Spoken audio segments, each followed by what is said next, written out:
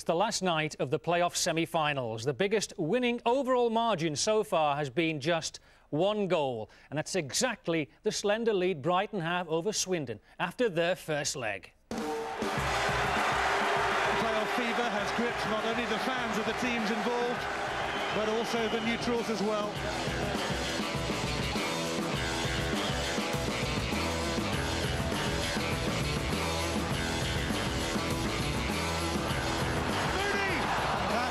Great opportunity.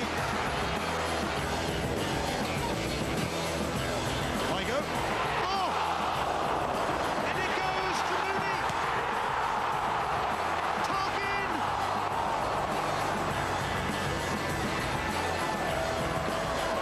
Carpenter.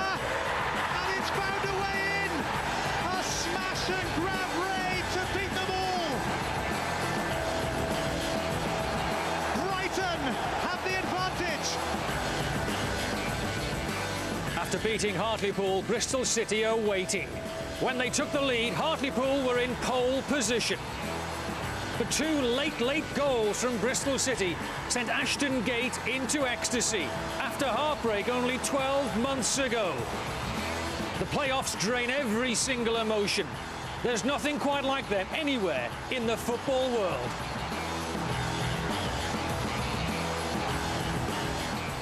Thunder and lightning in Brighton, and unlikely as it might sound, the Swindon Stadium has become virtually unbreachable. Only 2 goals conceded at home since Christmas. What a defence. Swindon arrived early, telling everyone who'll listen, don't write us off. They've gone 8 games unbeaten in Brighton, but they need to puncture that watertight defence tonight. It's live from the Swindon Division 2 playoff semi-final second leg. Brighton against Swindon. The Seagulls have a 1-goal lead over the Robins. Torrential rain, and it's getting into the dressing room at Brighton. The Porter cabins are letting in the rain before the game, but that won't put anybody off. That defence in Brighton has not been leaky all season. Just 11 goals conceded for Brighton all season. At home, the best in the Football League. What a magnificent week of playoffs we've had so far, and a man who's had a magnificent season so far is Ian Holloway of Queen's Park Rangers.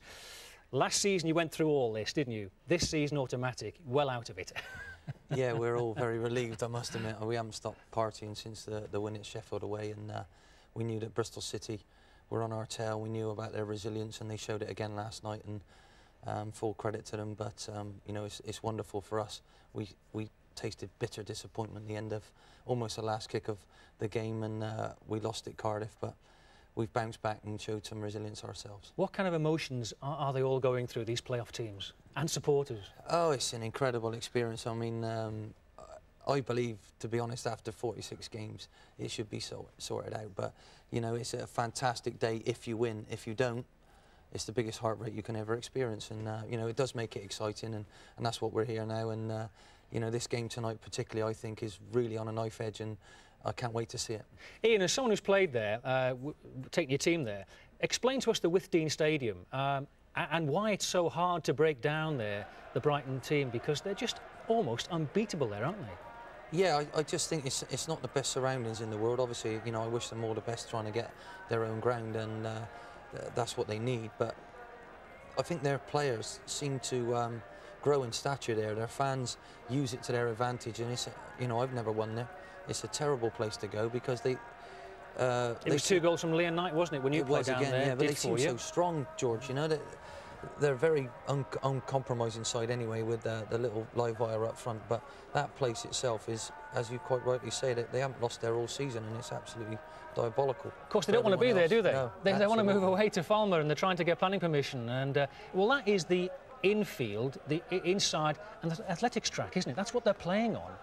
Yeah, I mean, as I say, I think they've used it to their advantage, and you know, obviously the supporters there, they really get behind the team. The noise they make, it's quite a uncompromising, not very nice place to go, and they certainly use it, and I'm glad I'm not Andy tonight going there. But you know, obviously he's proud of his team. They've done really well this year, but this one I'm really excited about watching. I think it's got all the ingredients to be a great night. Difficult to call. Well, they've all been difficult to call, but this one just the same, I would think. I can honestly feel that I think Brighton will have great confidence, great strength in what they've done at home already. And I believe they've got something about them mentally. I think they are winners. They've learned how to win. They came down last year, but they've got some tremendous players who've been there, seen it, done it, and they're very uncompromising. I think Swindon, they're not sure how good they are yet. They've had some fantastic performances. They've got some brilliant players in their team. And it's just about them. Can they actually really believe in themselves and go and produce the best on a night when they need to? And as I say, I'm quite excited about it. I mean, one goal is a lot, isn't it, in this kind of playoff situation? And they got that goal against the run of play, it has to be said. Richard Carpenter at the county ground. Yeah, he's got a terrific strike on the lad. I mean, you're very lucky to experience one promotion in your football career, and this kid's had 5, and I think it's full credit to him. He's made of the right stuff, and if you look at it, this is more or less out of nothing. I think the deflection definitely takes it past Rhys Evans. It looked like he had that covered, but that's the sort of stroke of lady luck you need in these playoffs, and that could just turn a game. But, you know, I believe that game is over now. It is half-time, and it's what you do in the last match that matters. Andy King was pretty aggrieved about it all. He said, well, they had one shot on target and went home with the goal lead. Yeah, but that's the beauty of football, isn't it? You know, and you've got to believe, he's got to believe surely that his strikers this year, they both got 19 apiece. They keep getting chances like that, they'll put them away, and you know, and obviously with Mark McKee's defence and the brilliant, I think they've only let in 11 all season at home. It's set up brilliantly, and something's got to give. And I don't want to predict anything. I don't think I can. It's too close to call. It's impossible, isn't it? Let's hear from both managers. Mark McGee is 47 years old today. He's the Brighton manager. Andy King of Swindon, and they're both with Guy Havard.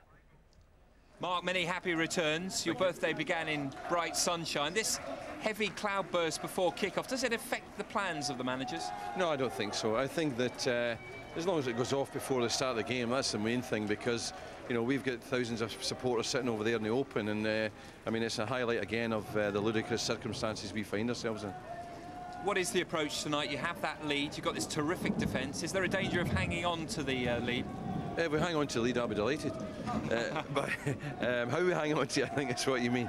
No, we're going to play Swindon, you know, and what they do will also dictate to what we can do. You know, we can go out there with all sorts of ambitious ideas that we're going to attack them, and we're going to go at them, and we're going to try and get the first goal. Of course we are. That's what we want to do. But if they approach the game with the same determination and the same attitude as they did on Sunday, then we could spend periods of the game defending. We're confident about defending. We've got no fear of defending. But obviously we would like to go and put on an attacking performance. But as I say, we'll be matching them. We'll be competing with them, and we'll be dictated to by how they play. Thanks very much, Mark. Andy, we've seen some wonderful playoff matches this week. Is this going to be another one? Well, I think so. I think they make for great games, don't they? So I'm hoping so. How important is the first goal tonight?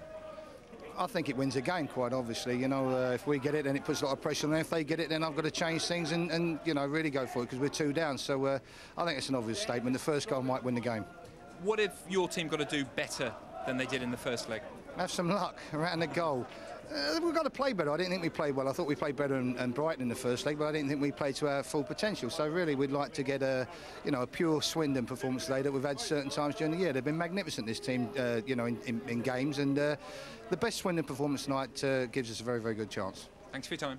I just want to say thank you if I can. There's 2 lads in Iraq, which puts this game in perspective a little bit. There's 2 sergeants who have run me from Iraq. They're fighting the war and I'm fighting my war here. So I'd just like to say thank you for the phone call and good luck to them. OK. Ian Holloway, do plans go out the window in playoff matches like this, in the heat of the moment, when the players go out and leave the dressing room? I think it's what happens is players get shocked. And if Swindon can throw that shock on Brighton, you know, this great home record they've got, if they get the goal, your plans do literally go to pieces, and then it's how your players react to that situation. And you can see it last night. Bristol City got that goal, and before you know it, it was all over for Hartlepool. And it really is last ditch. You know that you get one chance, and you know you've got to take it, and things can swing. OK, we've heard from the managers. What theories do the fans have? I've got a feeling that Brighton will sit back tonight. I can't see them producing too many goals. I think their defence will be their strength for the rest of the season. It's only half time. We've got nothing to lose now. All we can do is go and win it. I think we need to go for the win. If you go for the draw, it's a dangerous position to be in, and then you could end up, losing out. So it's a one-off game. We just got to go for it. If we go out there and play like we did Sunday, the chances will come and we will score. I reckon it'll be a good game. I mean, they'll probably come at us, but I reckon we'll weather the storm, as you can see. But we'll be right. Yeah, we'll be right. Well, the Withdean is not the easiest of places to play at or commentate from. Gary Birtles and Ian Crocker perched high behind the ground near the trees at the back there, but they look safe enough, they look dry enough as well as the players make their appearance. So let's join our commentators, Gary Birtles and Ian Crocker. Yes, thank you, George. It is an unusual place to play football, that is for sure. And around about an hour ago, we were actually sunbathing here, but there's been a monstrous thunderstorm since. Well, the first leg went very much according to plan for Mark McGee, so it's the same team again. Keeper Ben Roberts is hoping to equal an 80-year-old club record by keeping a 7th clean sheet in a row. To help him out, Danny Cullip and Guy Butters are uncompromising in the heart of the defence. It's the big man, little man combo at the other end, with Chris Iwelumo partnered by 26-goal Leon Knight. Are the Seagulls about to flock to the Millennium Stadium? Brighton again will start with a 4-4-2. After watching the first leg, what a magnificent performance by the back four. Cullip and Butters were magnificent, aided and abetted by Virgo and Harding. And one of the reasons for that performance, the protection they got in midfield, the work rate of Oatway, the invention of Carpenter and the trickery of Jones and Reid on both flanks. And up front, a very subdued performance from Knight and Iwelumo in the first leg. They'll have to spark tonight. Well, Andy King makes 2 changes from the side that started the first leg. David Duke is injured, so just as well, Stefani Miglioranzi has recovered from an ankle problem. Grant Smith is preferred to Andy Nicholas at left-back. Swindon have the best strike force in Division 2. Sam Parkin, 22 goals overall. Tommy Mooney, 20. And they have Rory Fallon to come off the bench. He too has been scoring lately. The Robins of Bristol City have already made it to Cardiff. Can the Robins of Swindon follow suit? Swindon again will play with a 4-4-2, can count themselves very unlucky not at least to be on level terms. And one of the reasons, the performance of the back four, Haywood and O'Hanlon especially, they were magnificent against Knight and Iwelumo. In midfield, Sammy Ego is the one who I think can unlock this Brighton defence. He was superb in the first leg. Hewlett very rarely gives the ball away in midfield. I'm talking to Willie Carson before the game. He's very, very chirpy about the prospects of Miglioranzi in midfield. And up front, what can you say about Parkin and Mooney? 42 goals between them. If Brighton stop them, they've got a massive chance. Well, Leon Knight is definitely the danger man as far as Swindon are concerned. Goals galore for the former Chelsea man. Brighton banking on him to fire them to the Millennium Stadium. But talking of former Chelsea men, Sam Parkin more than capable of nicking one for Swindon. Like Knight, he found himself surplus to requirements at Stamford Bridge. Well, the playoffs have been the talk of the football world this week. We have seen some epic encounters. Exciting, enthralling, engrossing. Brighton and Swindon, it's over to you to continue the trend. 7 days and 7 nights of semi-final drama come to an end tonight as we discover the last of the Cardiff finalists. Brighton favourites here against Swindon, but after a gobsmacking week, there might be a few more twists and turns to come yet. We'll also have the goals tonight from Phil Mill. Mansfield 2-up on Northampton. I think the important thing for both teams in this situation is to get the feel of this pitch very, very early on. Both teams will have been used to training on hard pitches with the weather we've had. All of a sudden, this unprecedented downpour comes down. The change of footwear might come into it, and mistakes could be made early on. Vital they don't take silly chances early in this game. Grant Smith taking this throw and preferred to Andy Nicholas at left-back. Sam Parkin chasing, but it's going to be a battle to get past the central defenders for Brighton today. Danny Cullip and Parkin all smiles already. Guy Butters alongside Cullip, equally uncompromising. 6 clean sheets in a row for Brighton, and if Ben Roberts keeps another, that would equal a club record that was set in 1924. It's an unbelievable record, and it's very, very difficult coming to a place like this. The lack of atmosphere always lets you down a wee bit. It's a bit like a non-league ground, which won't help anybody.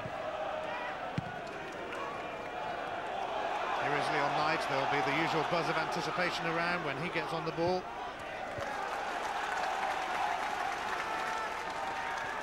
This is Dan Harding, who's made the left-back spot his own, preferred to the ever-popular Kerry Mayo. Richard Carpenter nearly getting onto that, but it is cleared by Howard. And now Smith. And we see there, if you don't play the ball to feet on this surface at the moment, it's going to outstretch the players. You have to stretch there, Smith, to keep the ball in play. It's imperative they keep it to feet early in this game. Well, the Withdean Stadium nowhere near big enough to host the number of fans who wanted to see this game live. There are two teams here with big support and massive potential. Two clubs both hoping to get the go-ahead for new stadiums as they look to the future, and some fans haven't even made it in yet to their seat. They're the sensible ones. They've been in the pub till the rain just slows down a wee bit. No cover for them whatsoever, apart from their plastic bin liners. Charlie Oatway now for Harding. It's veered away from Chris Iwelumo.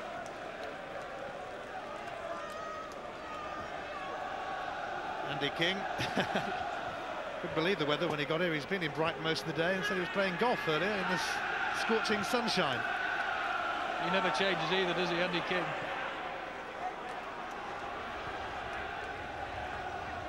Howard.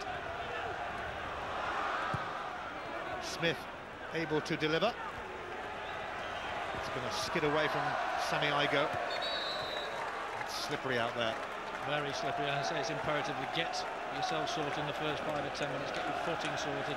Going back to Andy King, it's happy memories for me. I used to play in the over 35s with Kingy a long time ago for Ilkeston, and he hasn't changed a bit. Still chirpy, still opinionated, still knows better than everybody else a little bit. He's definitely one of the game's true characters, never short of a word. He couldn't stand still before the game. He was walking around with a cigar on. He was just so nervous. And a free kick for a foul on Parkin by Harding. Smack in the mouth as well for Swindon's leading scorer. Just an innocuous one here.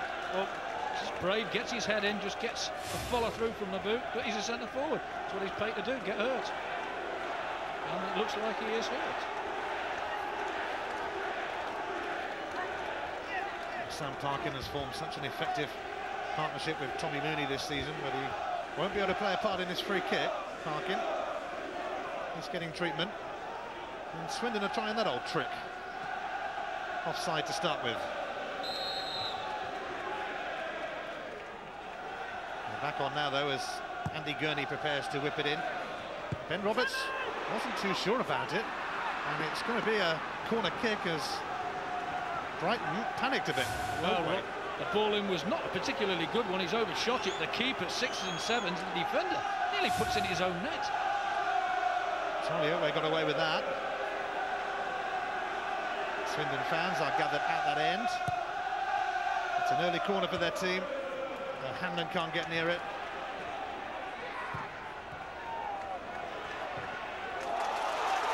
Now Jones. As Brighton look to get going. Leon Knight calling for it. Jones also has Iwelumo nearby. He likes a trick or two, Nathan Jones.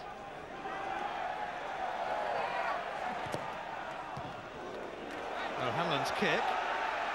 Rhys Evans with the take. Yeah, I'm delighted with that. Rhys Evans' first real touch comes out in these conditions and claims it very well indeed. We talked about Parkin and Knight being ex-Chelsea. Likewise, Rhys Evans, the Swindon keeper.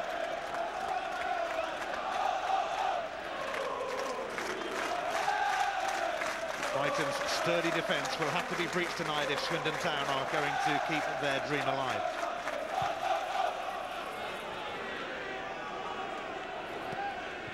Iwelumo, who joined Brighton from Stoke in March. He was very quiet in the first leg. The only contribution, which was a very good contribution, was his strength in the box for the goal, the lay back for Carpenter eventually to strike the winning goal. It really was a smash and grab raid from Brighton on Sunday. They love it when a plan comes together, and it certainly did. Sam Parkin still waiting to come back on, but he will be with us soon.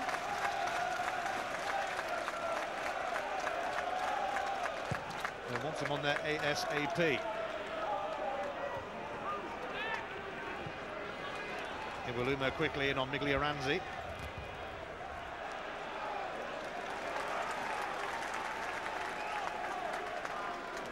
It is the 100th meeting between Brighton and Swindon, and the most important, a place in the second division playoff final for the winners. Bristol City await at the Millennium Stadium. And it wasn't quite going to carry through to Rhys Evans, so that's why he did that.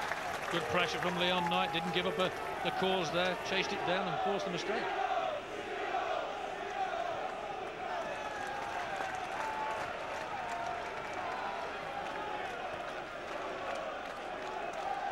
Adam Virgo will take this throw.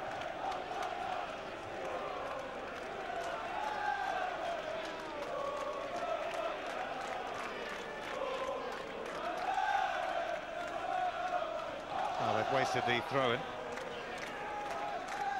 Well, we understand that Sam Parkin has lost a tooth and a couple more wobbly. I'm sure the tooth fairy will be there at some stage this week, slipping a couple of £50 notes under his pillow.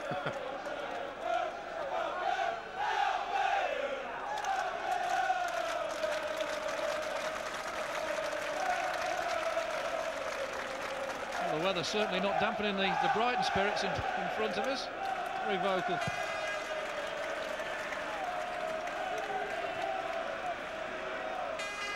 Harding's going to have to deal with that.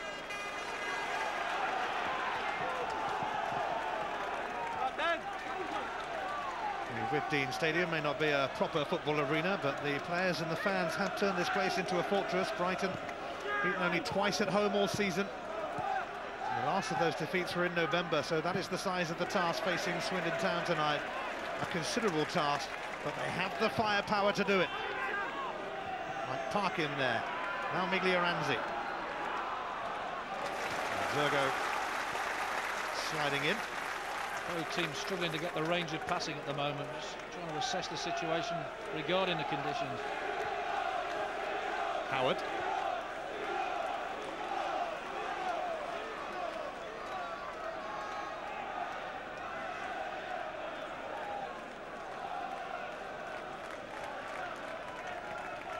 The streets of Swindon will be quiet tonight, as many of the fans who would have liked to have come to this game cheer their team on. Going home. From the pub. Here's Mooney. That's another corner for Swindon. It's early encouragement for them. Good defending, but great movement from Mooney. Just dropped short, got half a yard on his marker, turned him in an instant. But again, this Brighton defence, they hold firm. Sammy Igo and Brian Howard standing over this corner. Igo is the man who delivers. Iwelumo proving useful for Brighton, but they haven't dug it out yet. Now they have, though, Adam Virgo cleared before Sean O'Hanlon could move in. Leon Knight.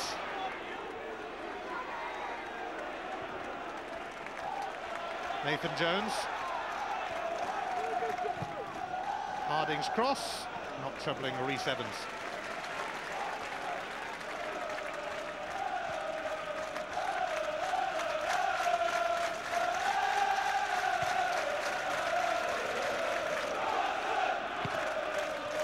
The torrential rain has subsided a little, although only a little. Here's Howard. Howard. And he was easily shrugged off the ball. Jones, rather grossly overhit. He's trying to get Iwelumo in, but never going to happen there.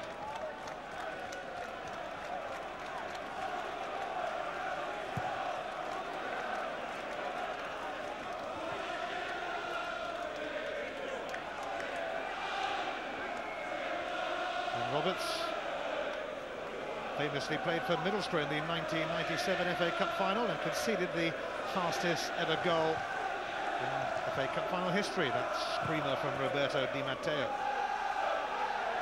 Iwelumo trying to glance it on, but between them, Haywood and Gurney deal with it. As the Brighton fans make themselves heard.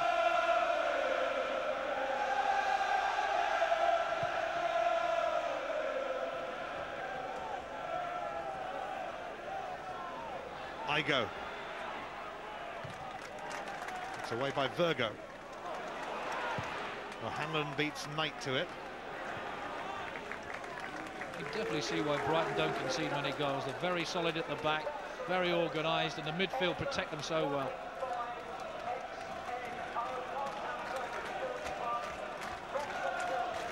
Brighton hoping to change divisions for the 4th time in 4 seasons. Life is never dull here. Back-to-back promotions from Division 3 to Division 1. Then they went down again. Now they're looking to go up again. That's life at Brighton. I remember playing against Brighton when they were in the then First Division all those years again. They got relegated then, and I think they beat Forest twice that season, 1-0.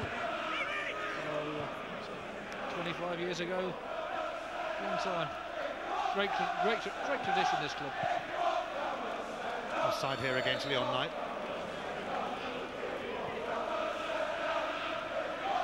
Well, Mark McGee, of course, took over from Steve Coppell during the course of the season, and they were top of the table. There was always going to be a bit of disruption, but he's worked wonders to keep them in the picture and to keep them in the playoff pack.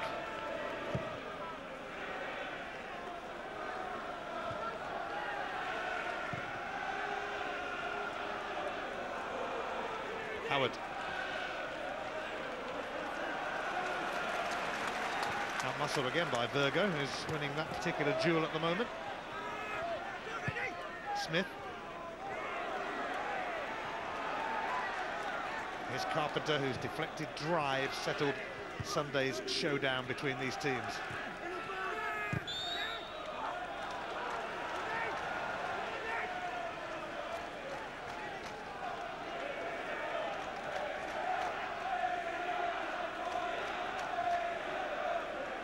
Grant Smith playing for Swindon today. And of course, his dad, Gordon, used to play for Brighton. Smith takes, Ben Roberts fancies it. That's a great catch by the keeper and intense pressure from Tommy Mooney. In these conditions, handling like that is superb. Leon Knight, touched back by Grant Smith to his keeper. Of course, his dad Gordon missed that famous chance in the 1983 FA Cup final for Brighton against Manchester United. Although he quite likes it to be pointed out as well that he did actually score in the game. Nobody ever remembers that. They just remember the save from Gary Bailey at the end. As an ex-striker, I just sympathise with him totally. Everybody talks about the misses, never about the ones that fly in the top corner.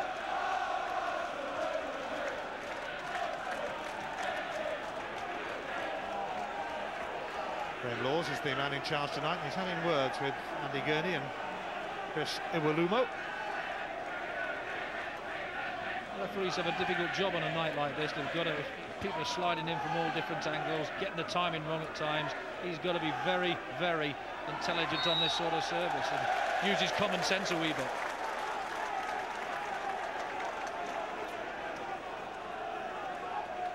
Well, whilst Brighton have been busy swapping divisions over the last 4 years, Swindon have stayed put in Division 2, relegated in the year 2000. Big club, though, worthy of a higher status.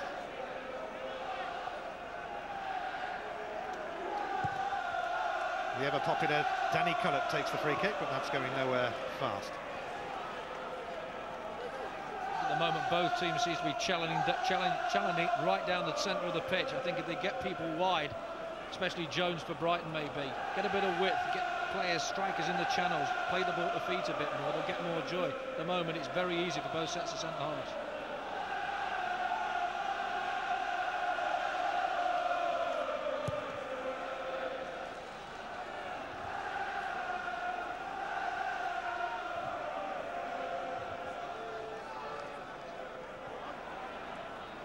O'Hanlon.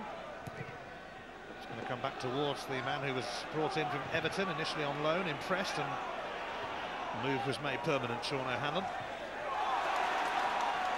Given away by Gurney, but Nathan Jones unable to benefit. Not immediately anyway. Carpenter warned that there was a man on by a good few thousand. And the man on was Tommy Mooney, and he managed to do what he wanted to do eventually. Hewlett now. Parkin trying to sneak in, and Roberts unable to get a grip.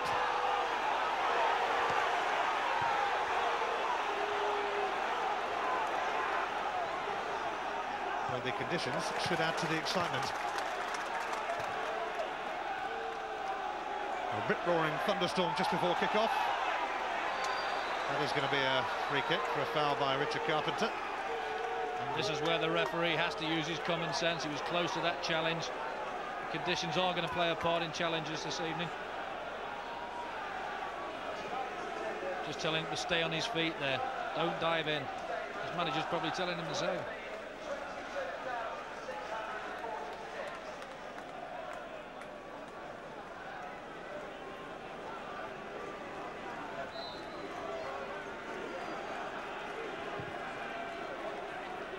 Swindon looking for that early goal that would give them such hope. Igo's effort though, bounces back out. Flashed on by Leon Knight, and here is Smith.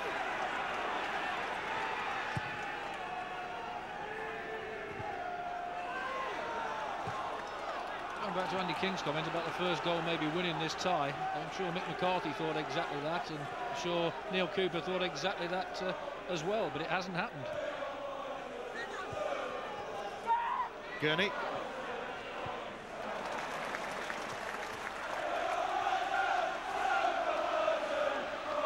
Dan Harding, only 20 years of age. Hanlon's cross, safe pair of hands, Ben Roberts. Again, a safe pair of hands. His confidence will be growing by the minute.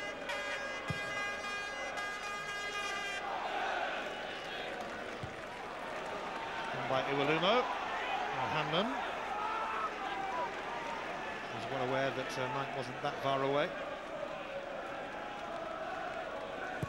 Reece Evans came from Chelsea last year, but he's actually a Swindon boy, born in the town and a fan of the club.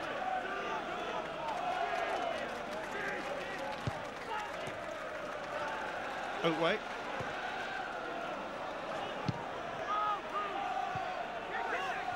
Harding.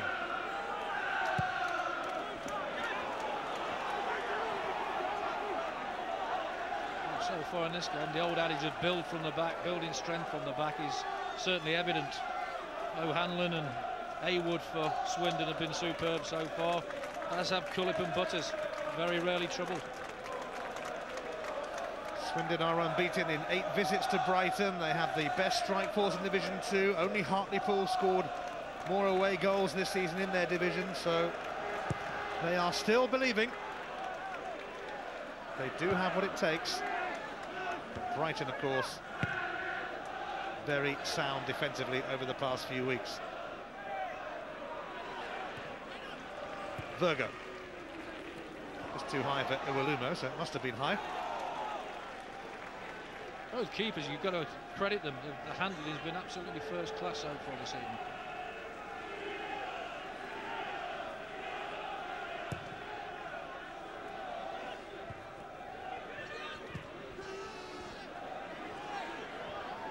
Haywood's header.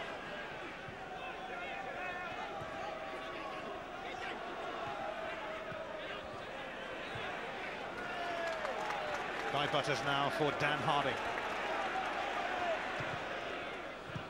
Leon Knight stumbled, but it didn't matter anyway because Matt Hewlett was in the way.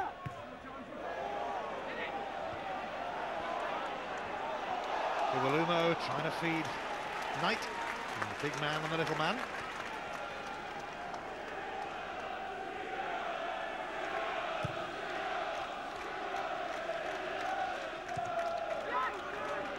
Mooney.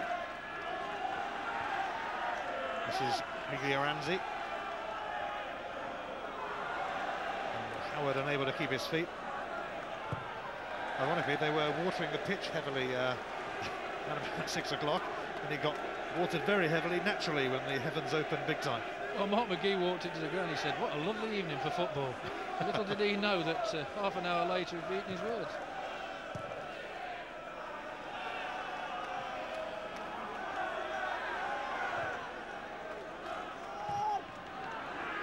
Gurney sending it back towards Mooney. Parkin trying to feed on some scraps. It's Gurney again. It's Roberts again. That could have been nasty for Roberts. It was dipping and dropping very, very quickly.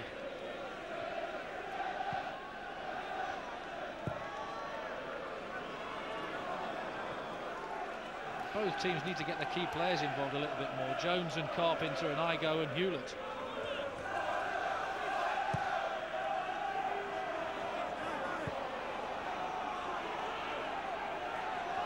Well, one of those Brighton promotions that I mentioned was achieved under the management of Mickey Adams, who of course has just experienced relegation with the Leicester City.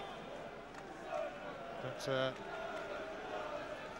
Mark McGee is after a promotion. He's failed twice before at the semi-final stage with Millwall and with Wolves. That was in Division 1, of course.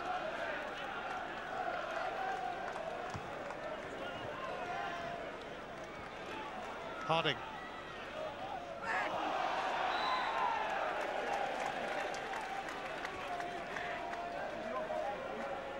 Nathan Jones was sent off when Brighton and Swindon met earlier in the season.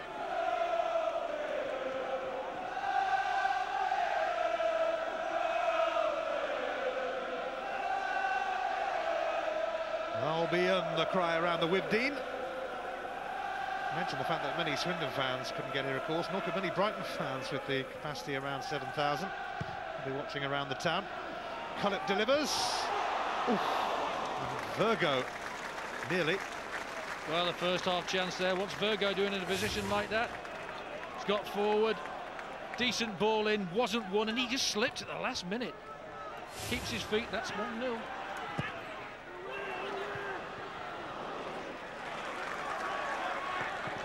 Brighton born. Adam Virgo. And he will get to take the throw now.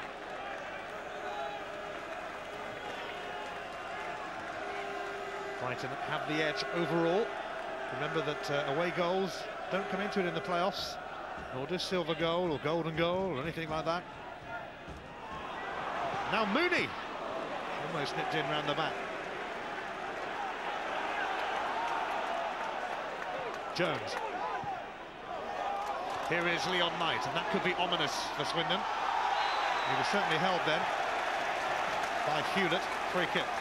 Well, they know he's the danger man. The first time he's managed to get away, lovely little turn, and straight away he's down on his backside. They know the threat from Leon Knight.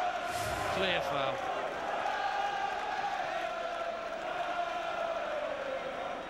Major concern here for Swindon.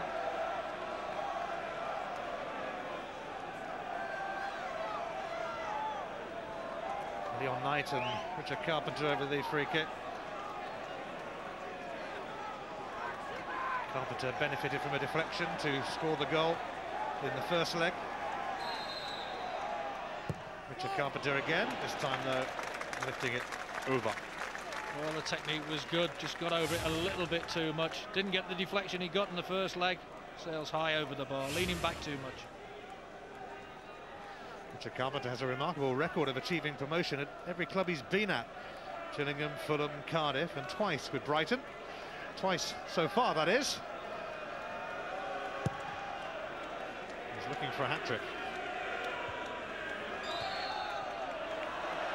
Swindon looking for a goal that would level it up on aggregate. Tommy Mooney, their player of the year, has been a big hit for them.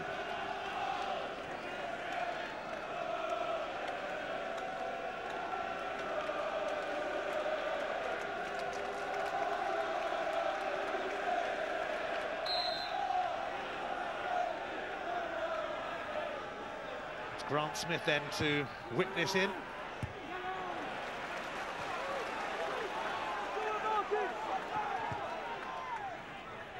Here's Hewlett. There's a late challenge by Nathan Jones on Hewlett. Sammy Igo, who is definitely a class act in this division. Miglioranzi now. Smith. Ben Roberts coming. Doesn't gather though, under pressure from Mooney. Carpenter had to clear. Didn't gather this time, but still had the confidence to come. That will give his back four a little bit of confidence, knowing he's going to come for those sort of crosses.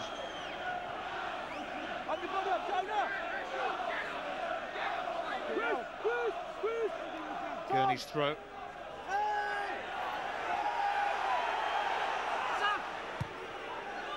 Swindon didn't really see the best of Andy Gurney on Sunday. He was actually a yellow card away from missing the final. If Swindon make it. 14 yellow cards, but of course now if he gets a booking it will be carried over to the start of next season. But maybe that was preying on his mind a bit in the first leg. It's bound to. Things like that do play on players' minds. The biggest occasion they could actually play in the whole careers, and it could be taken away by one moment of recklessness.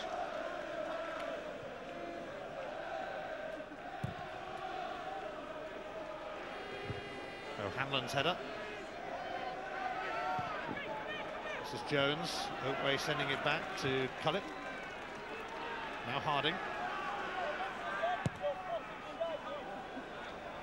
Towards Iwelumo, but Matty Hayward keeping him in check.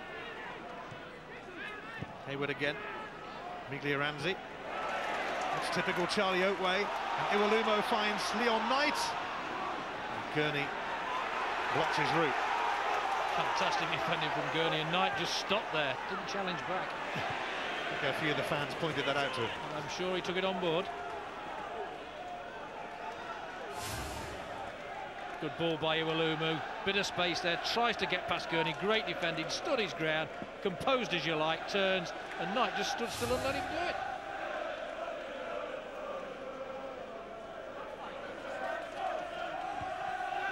Hayward won the header. Seemed to come off Mooney's hand, but here's Parkin. Charlie Oakway snapping away at everybody as usual. Smith.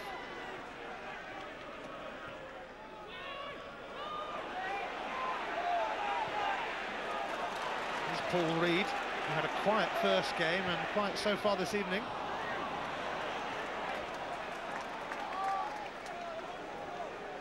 Well, neither side managing to muster much so far. No, I still think battling the conditions, trying to adapt to them.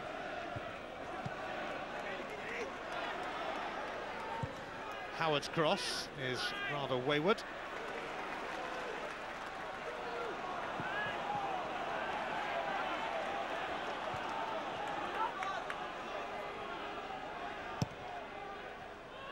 Gurney's cross, Roberts will claim.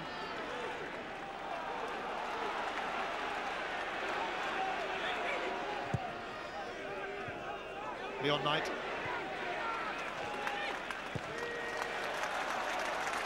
Approaching the half-hour mark here. Dan Harding trying to inspire Brighton. Looking for the return, but well done Gurney. Again, well done Gurney. Very aware of what's around him. Still 0-0 by the way at Field Mill between Mansfield and Northampton, so Keith Curle's team very much in control. 2-0 up, of course, in the first leg.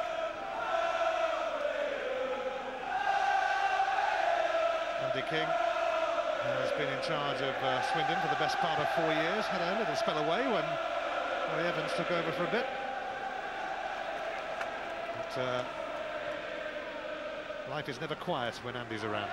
I was talking to Ian Wone, who was under Andy King for a season or so down at Swindon. He was talking very glowingly about Andy King. How enjoyable it is to play for him.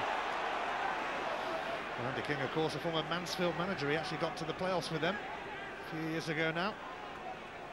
His former club also playing tonight, but it's his current one that interests him now. And he really felt hard done by after that first leg at the County Ground when Swindon dominated most of the proceedings and had the stuffing knocked out of them by that Brighton deflected goal. It was harsh, but then football can be that cruel, often. Smith's free kick. Roberts coming a long way for this, but having to punch because he was right on the edge of his area.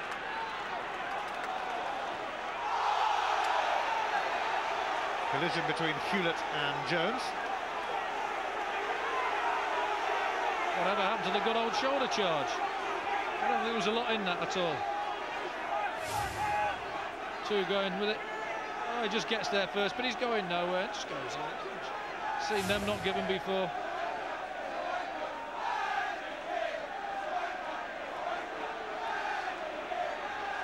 Oh, this was a close one. It certainly was. He comes again very confident, sees it's holding up in the wind, and just gets it right. Very intelligent decision. Fine lines, especially in playoffs. Sammy Igo, who does have previous playoff experience with Reading.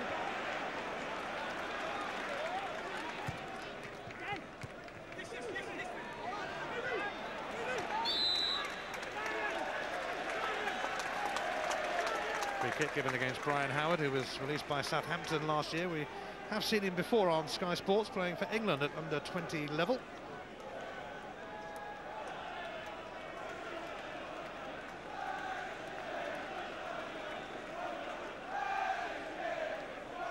So it's a free kick, and that means Danny Cullip now for Brighton. Cullip seeking out Iwelumo. Once again, Gurney finds his keeper.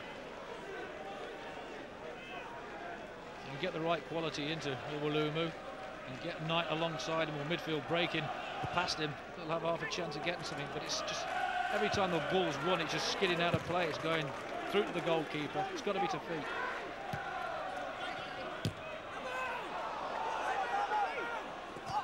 Hewlett once again crashing in on Nathan Jones, and surely he's, having just had a warning, he's got to get a card now, hasn't he? He's got to get a card. I cannot understand that, you know, the logic of players at times. He knows he's just done two other fouls, and he expects to get away with probably the worst one of the lot.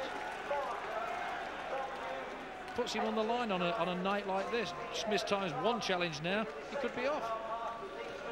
Well, if he is sent off, of course, he would miss the final if Swindon make it, and he won't want to do that because his former club, Bristol City, await in the final.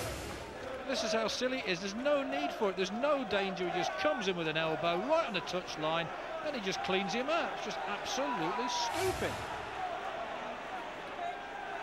First card of the night.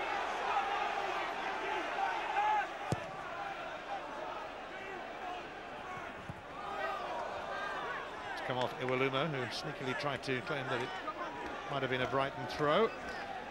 We've a double dose of cup finals for you. Sky Sports 1, Saturday at noon, Manchester United and Millwall from the Millennium Stadium. And from Hampden Park at 2:30 on Sky Sports 2, the Scottish Cup final, Dunfermline against Celtic.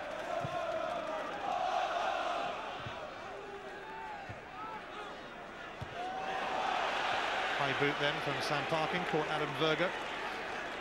He's been very, very good in this first half, Virgo. Very brave header. This is how committed he is there. Just keep, well, he didn't keep his eye on the ball. He got fortunate. Parkin goes in. And just luckily gets away with a free kick.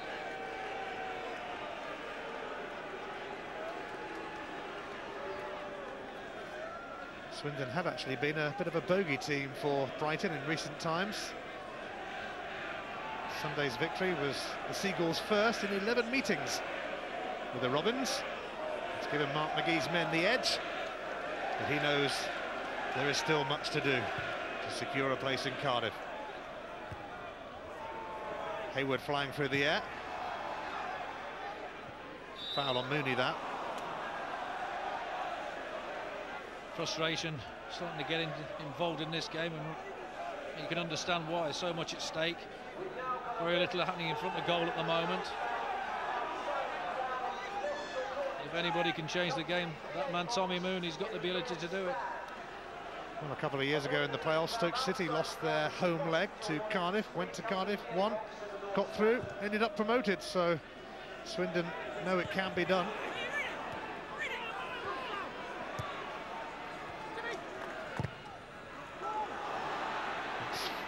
Favourably to Mooney, and it's landed on the roof of the net, and still not much in the way of decent chances. He's Going to be disappointing from Andy King. They've got in good areas in wide positions, Swindon at times, and had a lot of free kicks from those areas, and none have really troubled Brighton at the back. They've been very poor quality.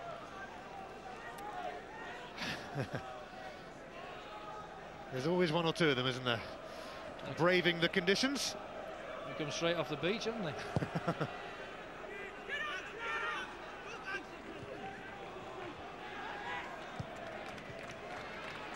Reed.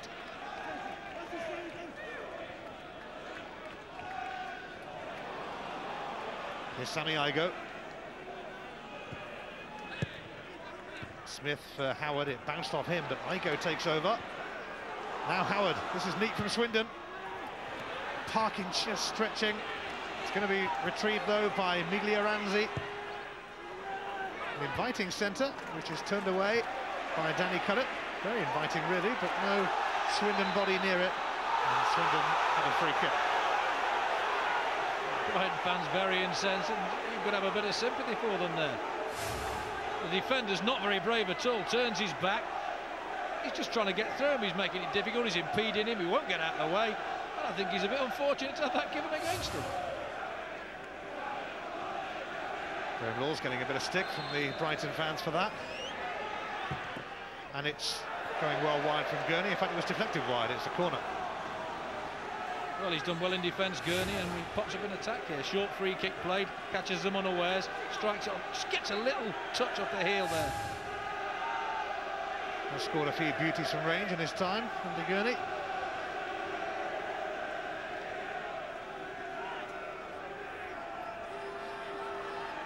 Brian Howard's turn to take this corner. It comes to Igo after all. Howard again, beaten away by Ben Roberts. Better safe than sorry.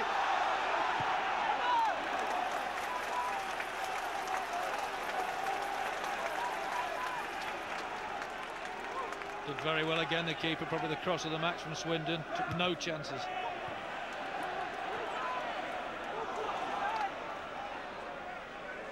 Smith. In towards Igo.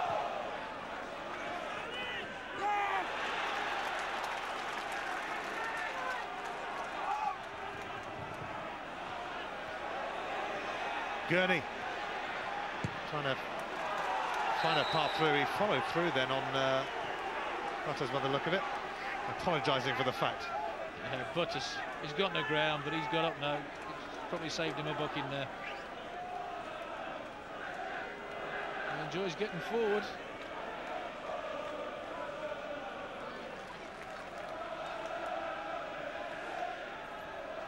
Well, it's 0-0 here, which means that Brighton hold that slender aggregate lead. But throughout the last 7 days, we've seen the playoffs change by the minute. Just when you think you've got it cracked, you haven't.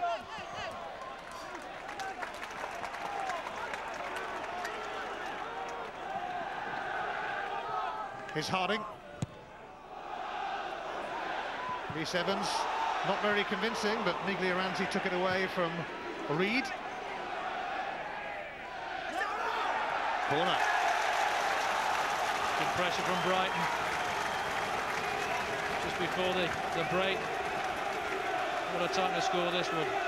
Staging the obvious.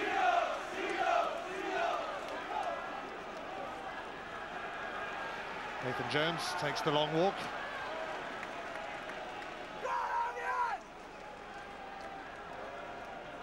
Danny Cullett going near post. Butters and Iwelumo also there, and Anna Virgo. And it's Virgo who nearly did something, but the free kick has been given in favour of Swindon.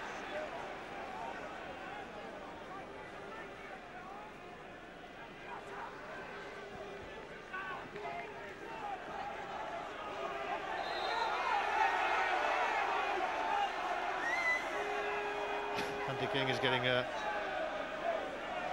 slaughtered by the Brighton fans every time his head pops up from the dugout.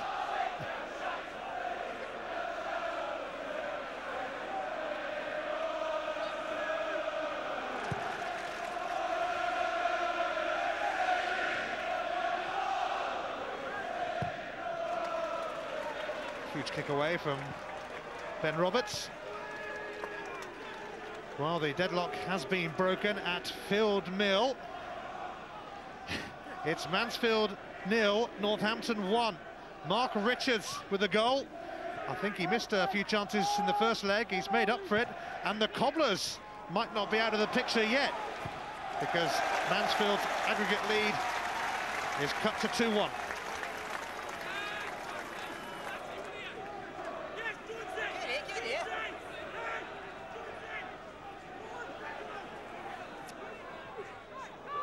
Butters, Harding,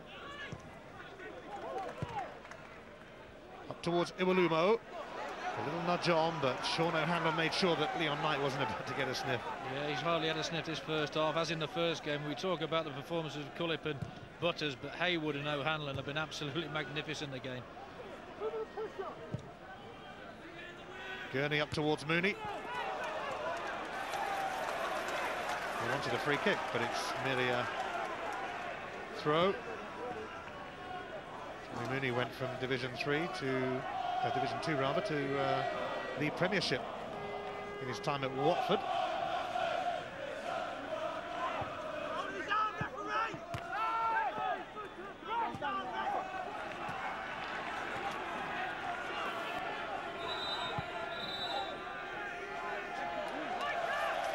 It's been a fairly tentative first half, short on chances, but still it remains tight, as playoffs nearly always do. Swindon goal before half-time would go down well in Wiltshire. Gurney.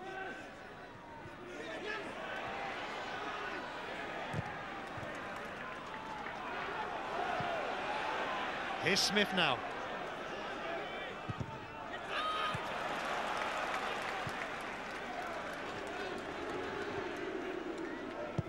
Virgo, Iwalumo chasing, but it merely carries through to Rhys Evans from Chris Iwalumo.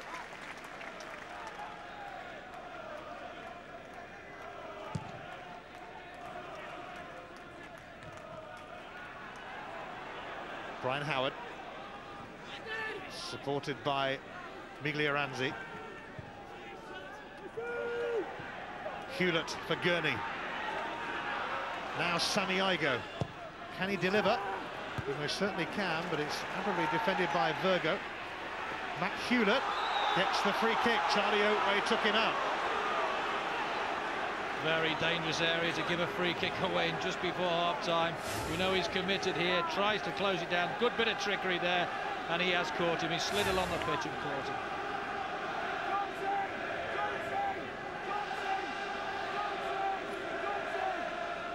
Sammy Igo. Grant Smith there, but Andy Gurney often fancies these.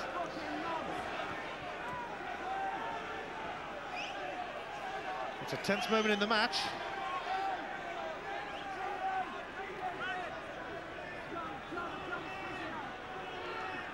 Can Swindon Town draw level on aggregate just ahead of half-time? That is the question. Here comes the answer. Gurney's free kick bounces off the wall. It's a corner kick. Yeah, the wall does its job. It's a good opportunity there, but we see how difficult it is to get it in from here. Good defensive wall, concentration very good.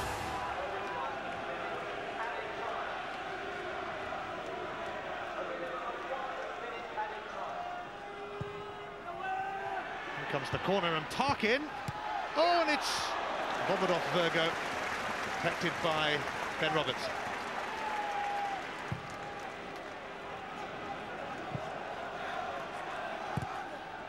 Leon Knight keeping it in, but Gurney unruffled.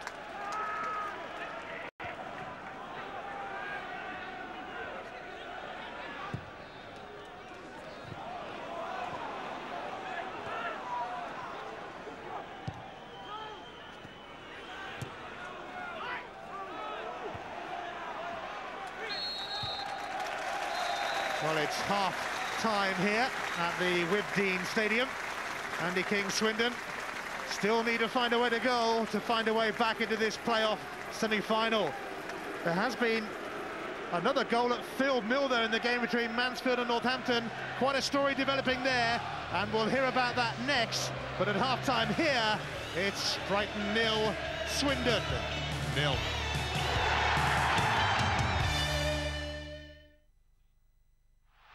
The Football League on Sky Sports, sponsored by Sky Bet. Live this weekend, a European Cup final double. Saturday, 11:30, Sky Sports 2, the Parker Pen final. Montferrand versus Harlequins. Then, Sunday, 2 o'clock, Sky Sports 1, the showpiece of European Club Rugby, the Heineken Cup final. English champions London Wasps take on French giants and holders Toulouse. The best in European Cup Rugby in association with Zurich, live only on Sky Sports.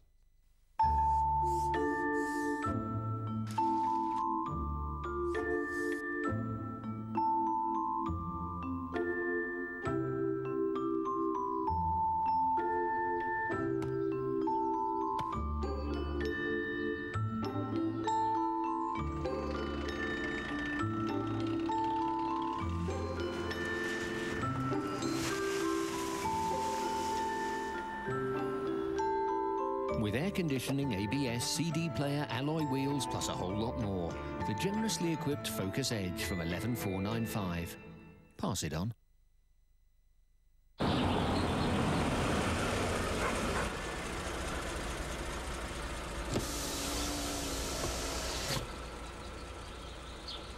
Bev! Kev! Bev! Kev? Bev? Kev? Bev! Kev! With an AA car loan, the typical APR is just 6.6%. So you might surprise yourself with what you can afford. Nice car. Thanks! We used to have one of those. To get more car for your money, call the AA on 0800 374 999 or visit theaa.com. Call now and you could also get a free AA car inspection. The ING Direct Savings Account gives everyone the same high rate of 4.5%. Your money is free to go in or out whenever you like.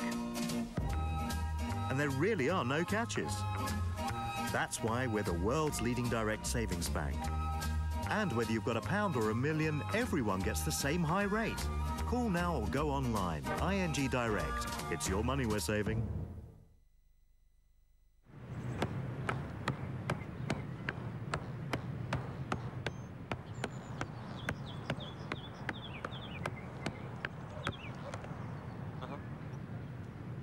Yeah, no, she'll be there. Relax and talk during UEFA Euro 2004. 90 extra every 1 minute and 50 texts free per month, plus free downloads. Gentlemen, this is perfection. Now we need a plan. Guess what? Guess who? Somebody stole my thunder, and now somebody's gonna pay. I'll soon be freaking out from under, and love to live another day. All right, lads. What kept you? Perfect Cream, now also available at home. From director John Woo, Ben Affleck, Aaron Eckhart, Uma Thurman. Paycheck. Own it on DVD now. Chew on that sucker. Weedol kills weeds fast.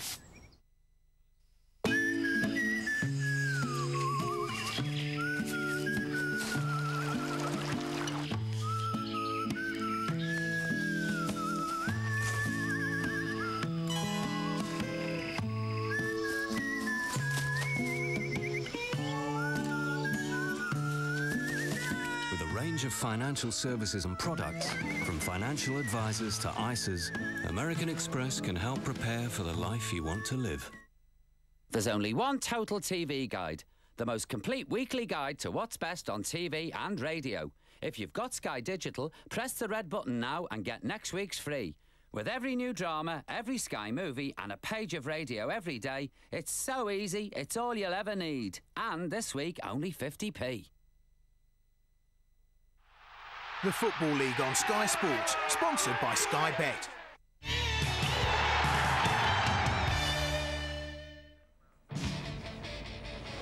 A hat-trick of cup finals coming up for you on Sky Sports. Manchester United against Millwall, FA Cup final, Saturday from noon on Sky Sports 1. Scottish Cup final, Dunfermline against Celtic from 2:30 on Saturday on Sky Sports 2. And then next Wednesday, Champions League final, Monaco against Porto from 6 o'clock, Wednesday, May the 26th, live on Sky Sports 1. At the Withdean, it's not very pretty, but it's very, very effective for Brighton, who hold a 1-goal lead from the first leg and still hold it halfway through the second leg. Ian Holloway is with me. Ian, you've got to say Brighton know what they're doing, don't they? They've been very impressive in the first half. You know, you can see why they've kept so many clean sheets. The two banks of 4 and 4, they got the midfield's working really, really hard to double up and protect the fullbacks. And I'm expecting Swindon to get better performances out of their main three, which is Parkin, Mooney, and Igo. They need to get a little bit better. You know, the defence are on top at the moment. If they can get those three in the game, you know, they're going to need to really quickly. I can see it just petering out and Brighton getting stronger as the game goes on. Which would suit them totally, yeah. But we haven't got many chances to show you. But Sam Parkin on the floor maybe had half a chance, I don't know. Yeah, it looked a bit of a strange one, you know. I felt, again, it was a little bit nervy. Sammy plays a good ball there. Matty Hewlett tries to slot it through, it wasn't a bad ball, and then all of a sudden Parks has gone in really brave, and then all of a sudden, but you can see they're gaining confidence from their defending. Look how many bodies Brighton get back straight away. Any sniff of danger and they're all back there and they're working together. And that is a very, very solid unit working exceptionally well together. It's that old phrase, isn't it? All for one, one for all. That's how they play it, don't they? It certainly is. And they've got a little Quicksilver fella up front with a lot of goals in him. So, you know, if you're confident in your defending and you can nick a goal on the break, then you're a good side, and they're looking at it at the moment. Just at the very end there was another little moment for Swindon when Sam Parkin headed a cross goal, really. Could he have gone for goal here? Matt Haywood eventually gets the header, doesn't he? Yeah, you know, obviously strikers and the vein that Sam's been in all season, I don't feel he thinks there's enough on the ball. He's actually having a stoop to do it, and he was quite sensible. I'm not sure whether he meant to head that across to Matty Haywood there, but I'm not going to have a go at him for that. You know, but basically the first ball from back to front, Swindon, that is a huge part of their game. They're going to need to do better. You know, I've taken some notes on that, and you've got at least 2-1 at the moment that Cullip and Butters and Virgo are coming out on top. That's got to change for Swindon to get back in this. Yeah, very, very tight first half. But there have been goals at Field Mill. Mansfield were 2 goals up from the first leg. They're not 2 goals up anymore, Ian. There's the first one for Northampton. Mark Richards, what a goal. Oh, it's a fantastic. I mean, I've always said 2-0's a very dangerous scoreline. You get one back like this, and then all of a sudden it swings across to Northampton's favour, and they did it to me a few years ago, where, you know, we were 3-1 up from the first leg at home. We had to go to their place. And they won 3-0. So they've done this before, haven't they? They've done it again, and you can see it's swings around. I said it at the start of if Swindon could get a goal like they've done, then all of a sudden we got a game on our hands. At the moment, this one's going to peter out, but you know, they've got 2 goals back, so they've gained the ascendancy. And it didn't stop there, because it's now 2-2. Northampton got the second one through Chris Hargreaves, Ian. Well, this is what I'm saying, that they've actually, that's a great ball in. It's really vital, you know. Keith Curl, one of my mates, he's not going to be happy with that mark in there from a dead ball. You know, that's a free header 3 or 4 yards out. You can't do that. But I'm telling you, they looked a bit shell-shocked there. That's what happens in these big games. You can't predict these playoffs, can you? I mean, they lose 2-0 at home. They're winning 2-0 away. It's 2-2 overall there. But we have no goals so far at the Withdean. That suits Brighton and their fans. A goal to the good from the first leg. Mark McGee says he'll take it any way he has to. Getting to Brighton. Can Swindon do something about it?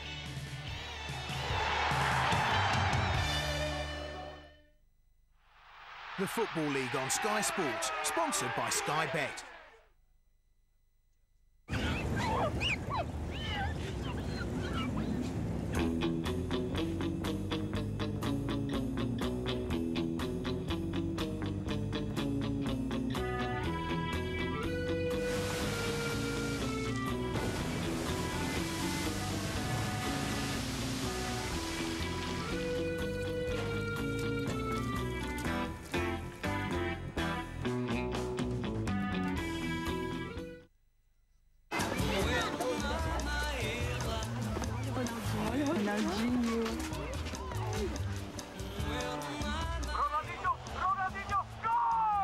He won't be playing, you will. Lead your country to glory with UEFA Euro 2004. EA Sports. It's in the game. Give me an arm, bro.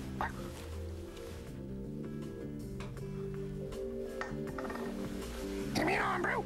Or else. Oh! Sarah, you're the only one for me. Well, you're not the only one for her. There's Jerry, Clive, Malcolm, Frank. He was nice. The bloke who fixed the feature gas pen. He didn't just come to read the meter. Oh, I can't believe it. Oh, I can't believe it. Oh, I can't believe it.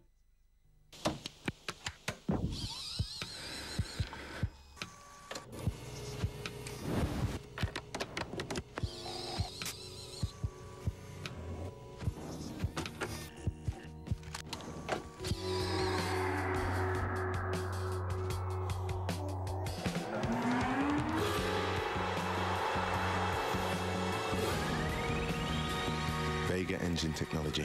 Better pictures, whatever you're watching.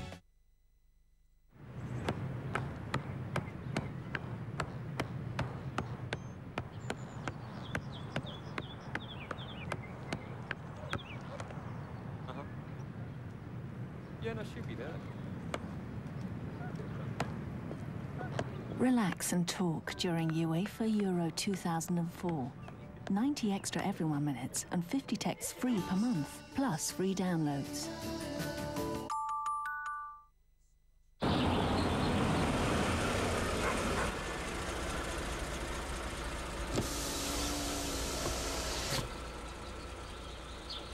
Bev! Kev! Bev! Kev? Bev? Kev? Bev! Kev! With an AA car loan, the typical APR is just 6.6%. So you might surprise yourself with what you can afford. Nice car. Thanks! We used to have one of those. To get more car for your money, call the AA on 0800 374 999 or visit theaa.com. Call now and you could also get a free AA car inspection. Hey. You know, in Spain, everyone goes around topless. It's practically a law. Wow.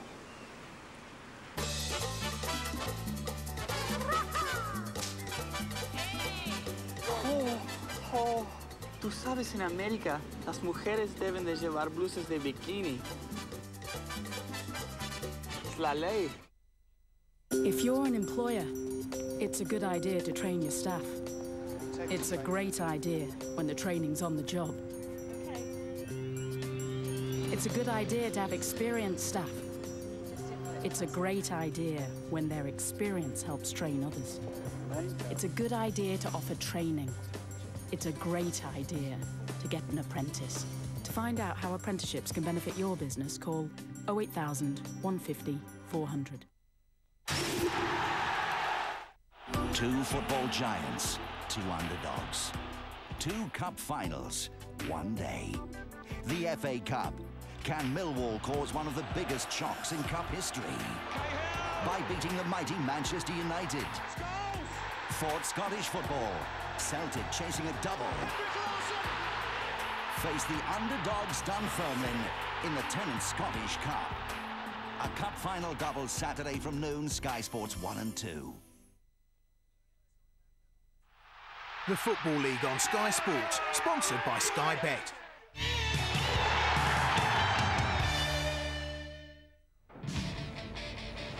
The FIFA Centenary match is coming up for you on Sky Sports 1 tonight at 10:15. It's France against the world champions Brazil.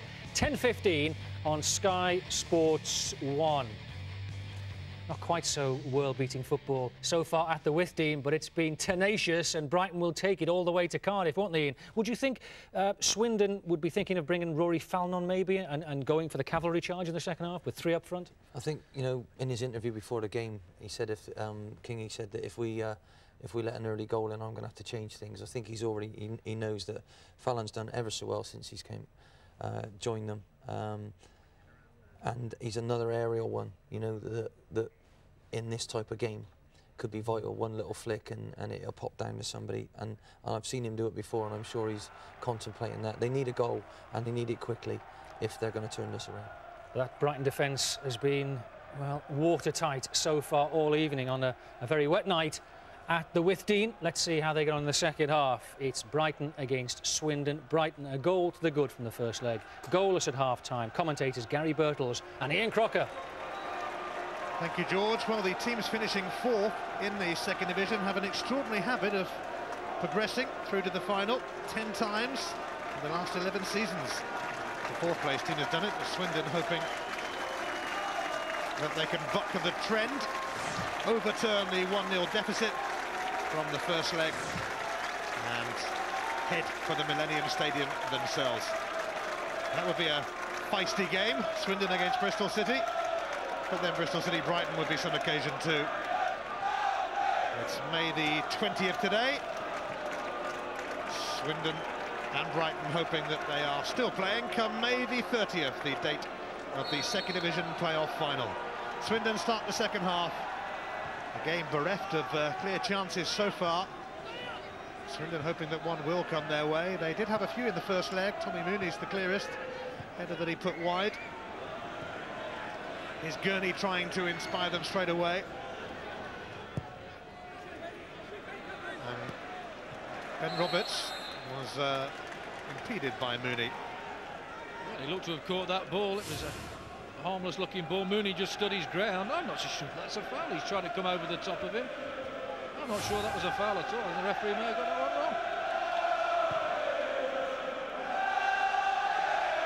one wrong. Iwaluma now on towards Leon Knight. This is Nathan Jones. Some across that, it was met by Matty Hayward. And now Rhys Evans is going to come and claim. Established himself as Swindon's first choice keeper this season. Rhys Evans ahead of Bart Grimmick, who's actually leaving the club in the summer.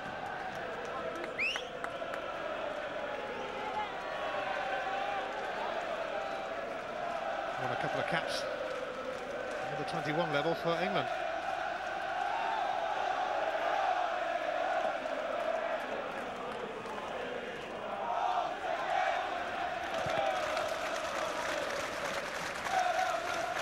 Andy King on the cigars.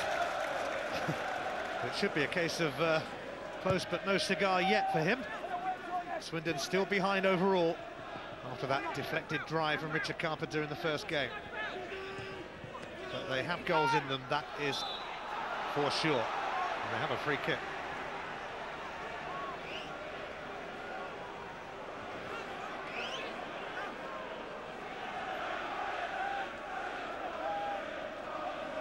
It's going to be the left foot of Grant Smith to swing this in. What Swindon would give for a goal at the start of the second half. How it would lift their spirits. Smith delivers. Oh! It was misjudged by Ben Roberts. That was totally misjudged by the keeper there. The ball, I thought, well, he's put it too far here. He's not in the right area. The keeper's come too far. And he's so lucky he's not gone in the far corner. Get some curl on it here. Too much, I thought. The keeper's coming. Look at that. That's nearly crept in at the far post. That's one of his lives gone. Well, Brighton are making a change. It's the same change they made in the first game. Paul Reed has gone off. And on comes Gary Hart, who's been around these parts for a while. Reed has been strangely ineffective over the two legs, but he had done his bit during the run-in for Brighton after arriving from Bradford. Maybe a strange substitution. Things going well for Brighton at the moment. The shape's good, the organisation's good, and now a sub comes on. Leon Knight. Andy Gurney not hanging around. Corner kick. Give this man half a yard and he'll punish you. They know that. They're taking no chances at all with him.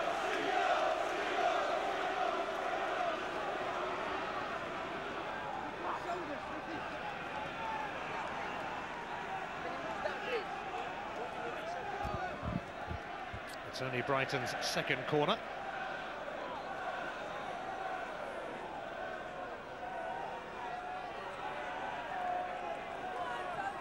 Everyone watches anxiously. Full corner from Jones, but Carpenter sending it back in and Hayward able to clear. Oakway popping up everywhere.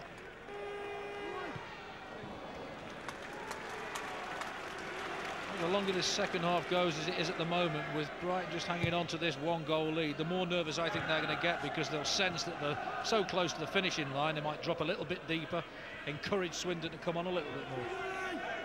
Gurney. Miglioranzi.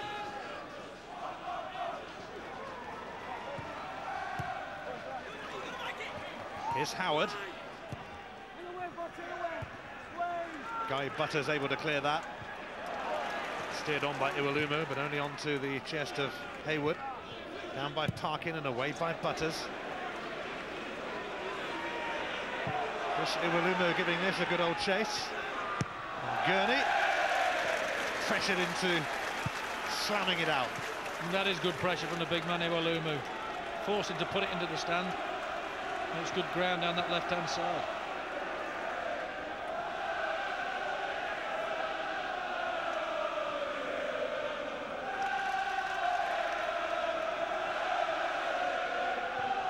Charlie Oakway, forced into a corner by Miglioranzi, but he managed to send it back to Nathan Jones. Iwalumo, in a similar sort of situation on Sunday, did his bit to help tee up Richard Carpenter, but not that time. Smith now. Howard hanging in there. O'Hanlon. It's away by Cullen.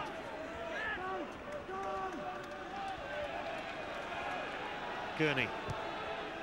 Igo.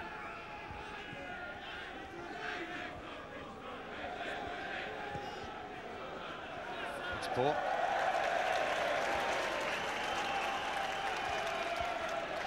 Andy King does have Rory Fallon available on the bench, and he's a useful man to bring on. How patient is he going to be, Andy King? Still only the 1 goal behind early in this second half. How long does he wait before he chances his arm?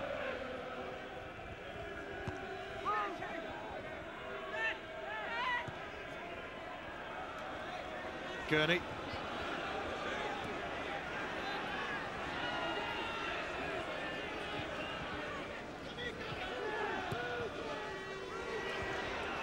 Beyond Knight. O'Hanlon sliding in.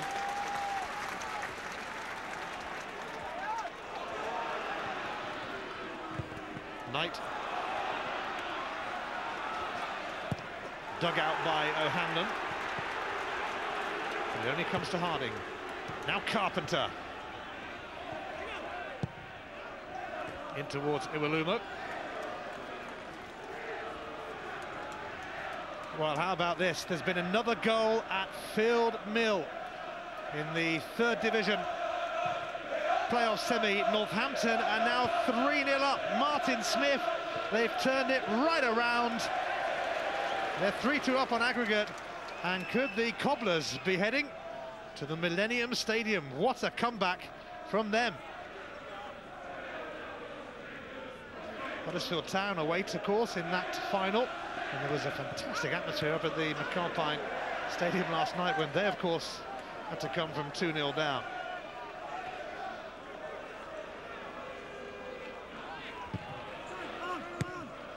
It's all been rather tense and tentative here tonight. It remains goalless.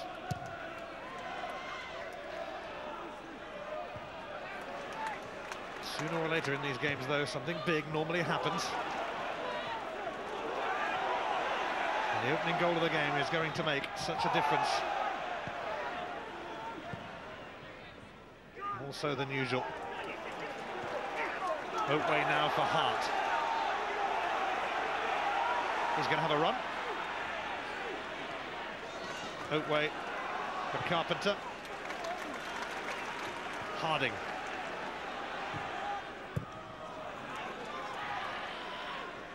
Now Mooney, Parkin. Howard making strides. Trying to seek out Mooney, but it's cleared by Guy Butters. Hewlett. Oh, he's got to be careful there, Matt Hewlett. He's on a yellow card, remember. He had to make sure he didn't get the man. Yeah, he was totally committed there. Good tackle, good 50-50 from both.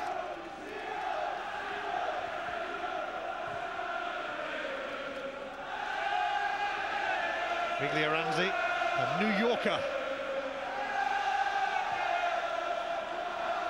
Howard. Smith's cross. Well, that's just what Swindon did not need. Again, the patience in the build-up, work it well, get in a good position in a wide area, and what do? They put it out of play. Frustration increasing for Andy King. And Malcolm Crosby alongside him, his assistant.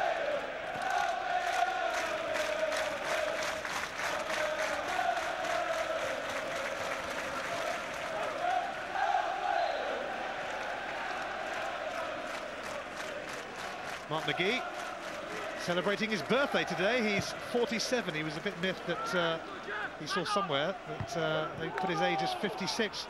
That's management for you, eh? You can age quickly. He certainly can. He doesn't look like he has, though. I mean, he's a year younger than me. Look at the state of him. He looks well.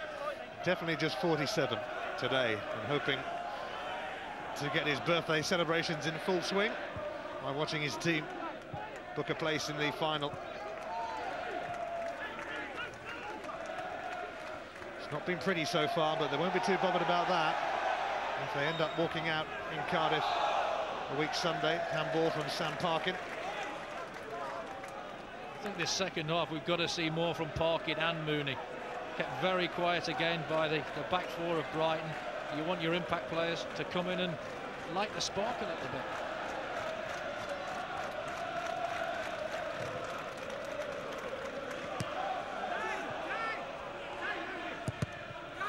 Charged down by Iwelumo.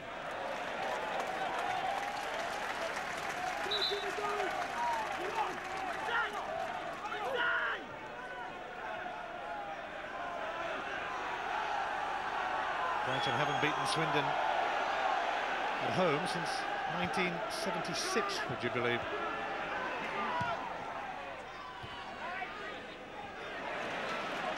They don't have to beat them tonight. A draw would do. Hayward doesn't really want to dither too much with Leon Knight around. He's the last person you want to dither with, Leon Knight, with his pace. And on this surface.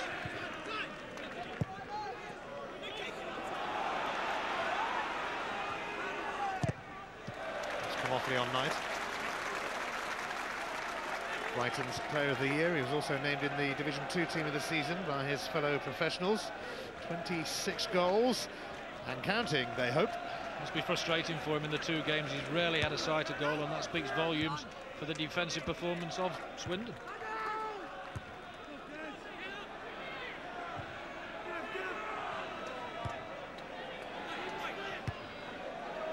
Head tennis at the moment.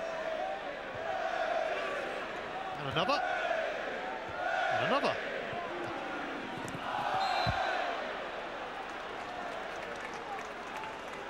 Knight took a sore one.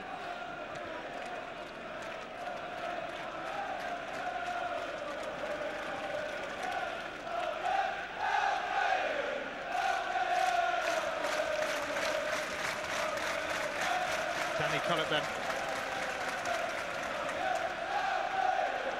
Cult figure at Brighton will take this free kick.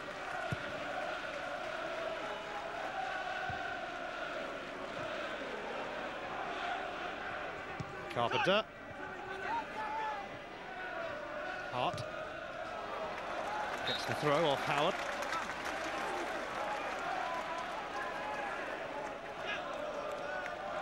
He will leave the throw for Adam Virgo, who's had a very steady night.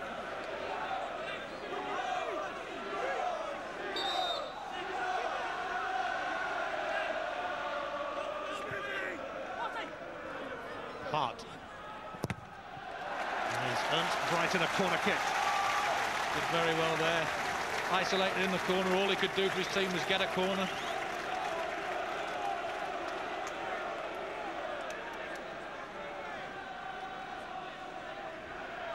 Testing time ahead perhaps for Rhys Evans.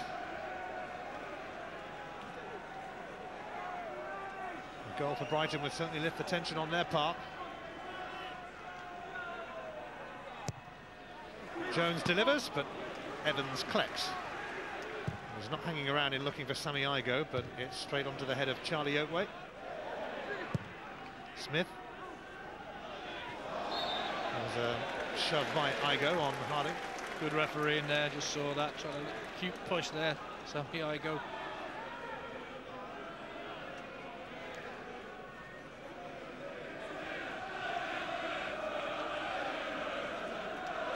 Well, Swindon can take encouragement from Northampton, I guess. They were 2-0 down in the first leg against Mansfield, but now they're ahead on aggregate. Swindon need to do something similar in their efforts to do just that. Igo chasing this, but across comes Harding to whack it all the way onto the roof of the stand. Not that it's got far to go to reach the roof here, mind you. It's not really a stadium that lends itself to football at all. Brighton awaiting a decision on a potential new ground at Falmer. A decision that could come next month. And Swindon, by the way, are also planning to move to the shore tip part of the town. 22,000-seater stadium.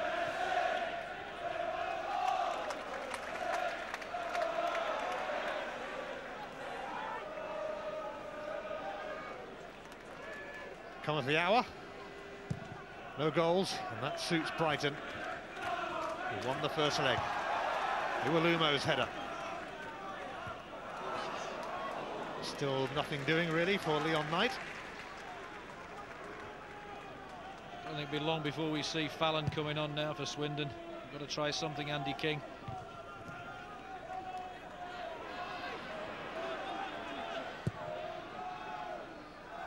Brighton unbeaten in 6 games, and they've kept clean sheets in all of those games. And Swindon breach that dogged defence.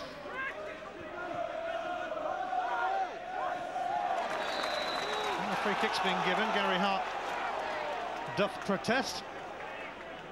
He's a striker, he will protest. Totally committed though. Yeah, just gets the man before the ball. Can't fault him for that though.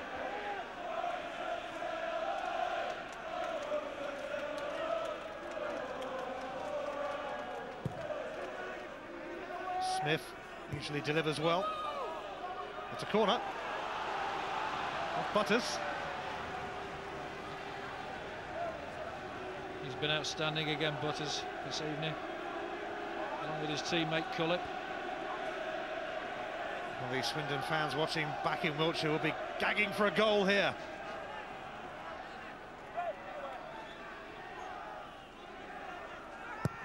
Sammy Igo is the man to deliver. Howard challenging, and Leon Knight stopped Miglioranzi. That's a very good ball. Leon Knight still down injured whilst Brighton are going on the attack.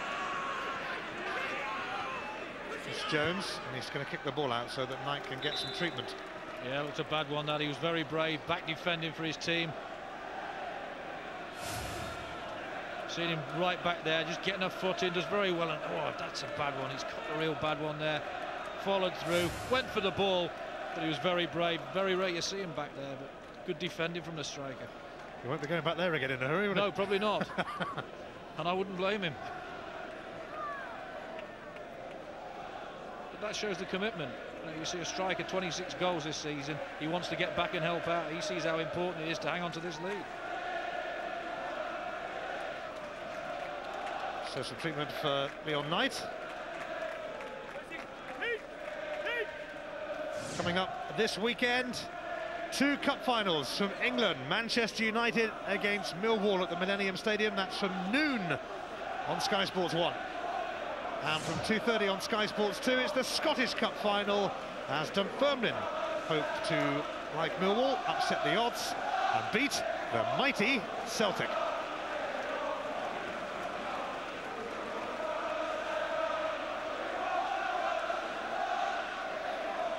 Was a sore one for Leon Knight, 21 years of age, only 5'4", but there is no doubting his talent. The fans here rather pleased that the rain has relented a little. It is a strange stadium, this. Mark McGee has an office over in one corner, which is just about the only place anyone could shelter when that thunderstorm came down. There was about 50 people in there. He said I meet a lot of people in my job. And he was kind enough to invite our good selves in there.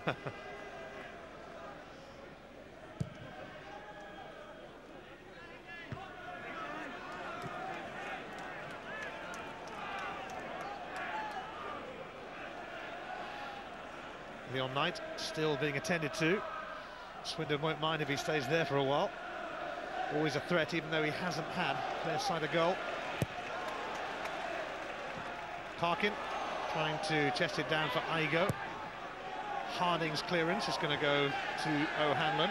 They want to get Leon Knight back on, and he is allowed back on.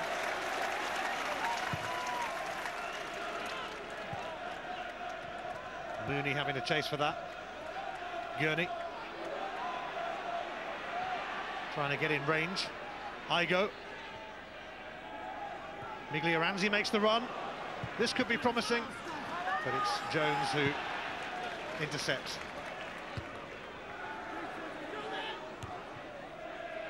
Igo.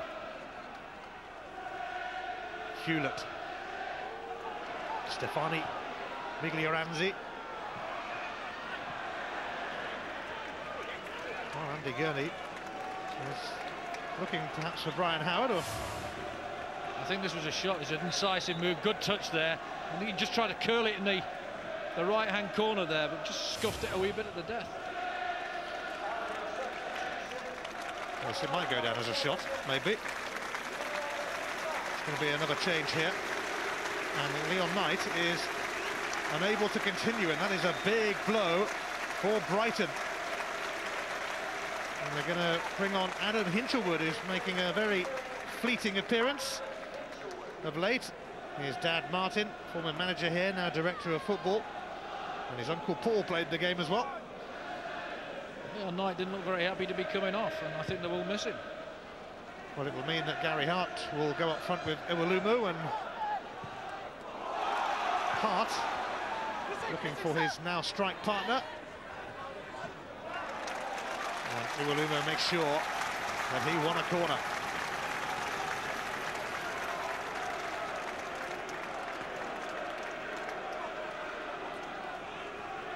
Up come the big boys. Virgo, Cullip, Butters all in there. Carpenter takes.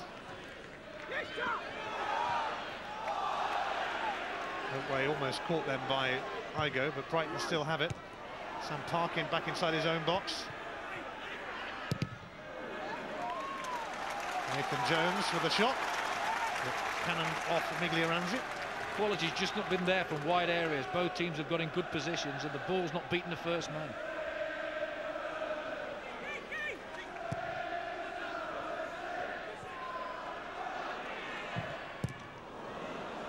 Well, Richard Carpenter's shot hit his own man, Gary Hart. He wasn't really going to trouble anyone else, mind you. Gurney. Butters powers it back. Gary Hart looking to latch on to the flick, but Sean O'Hanlon covering, but Hart persistent. What you like to see from your strikers as a manager, defending from the front like that, or getting a block in. Superb from a striker.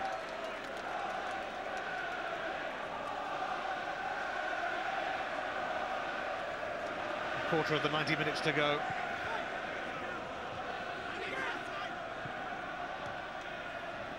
If it stays like this, it will only be 90 minutes.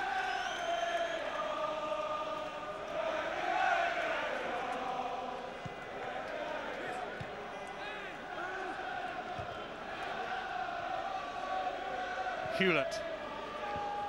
Swindon looking to plug away. Oh, that was some slide from Howard as Virgo challenged him.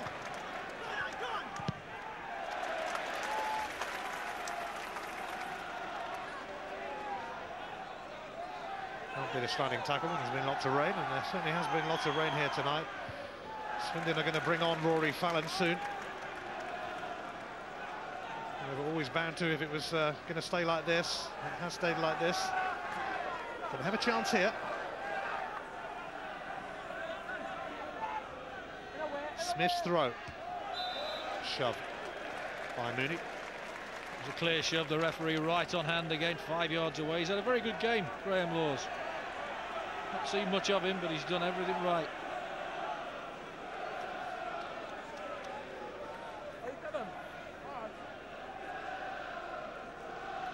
The longer the game goes on, the more the tension rises, the more the nerves will jangle. Just over 20 minutes left.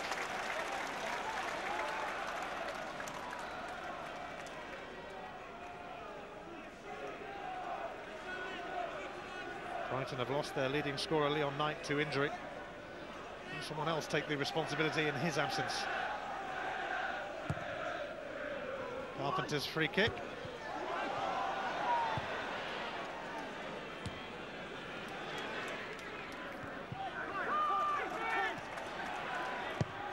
Carpenter tries again towards Iwelumo.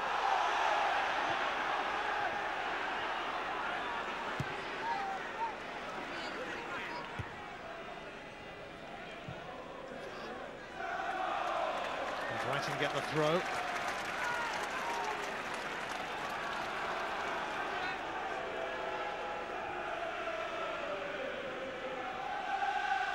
Harding will take it. Jones. Hinchwood! Oh, what a stop that was from Rhys Evans. What a wonderful save that was. Intelligent ball in there. The keeper, very good save at the end, but look at the intelligence. Just stays, looks up and sees the run at the far post. All he could do is get it on the target through the legs, and that's an instinct save from the keeper. Does everything right, gets it on target, and the keeper was superb. Well, Hinchwood would have made a name for himself then, having just come on.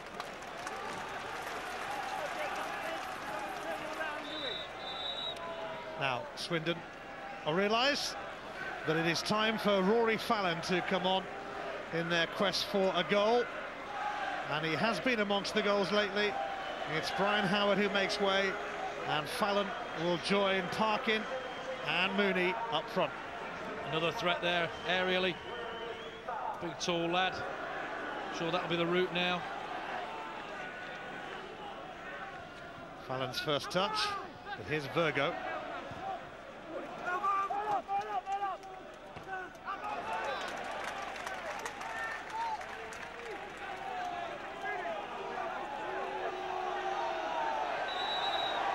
Swindon reached the Premiership through the playoffs in 1993, an amazing 4-3 win over Leicester. They also won a playoff final previously to that against Sunderland, but financial irregularities cost them a place in the top flight then. It's the first division they're trying to get back into now. They need a goal. On by Fallon. Hinchwood. Gary Hart. He finds Iwelumo. Miglioranzi did enough. Unfortunate there. Had that, I think, been Leon Knight, would have seen a different outcome to that.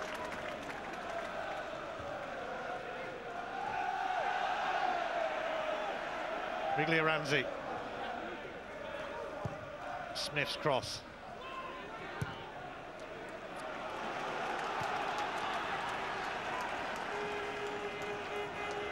Well, nobody said it was going to be easy. Brighton with 6 clean sheets in a row.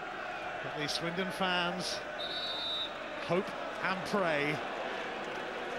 And that run will end soon. If it doesn't, then they will be condemned to another season in the second division. And Brighton and Hove Albion will move onwards to the Millennium Stadium in Cardiff to meet Bristol City in the second division playoff final.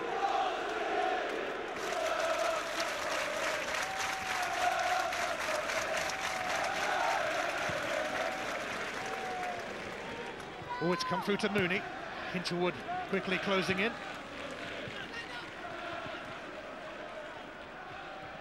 Sammy Igo. Hewlett.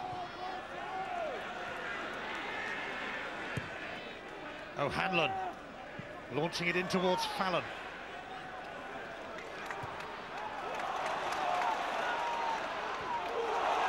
Adam Virgo.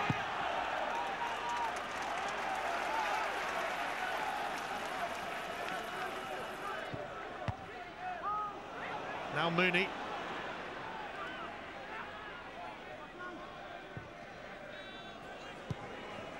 Here's Haywood.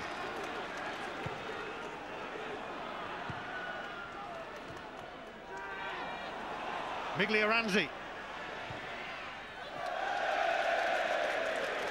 Well,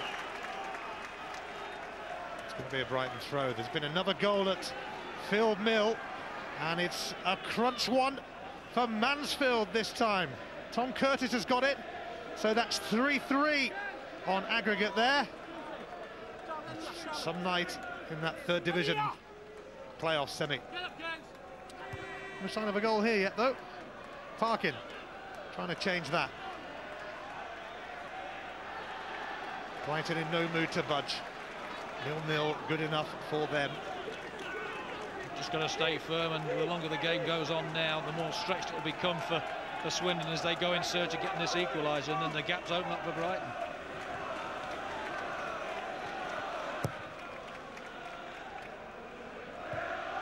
Butters challenging Mooney. Mooney gets another chance. Here's Igo. Mooney. Determined to have a dig. But here's Jones.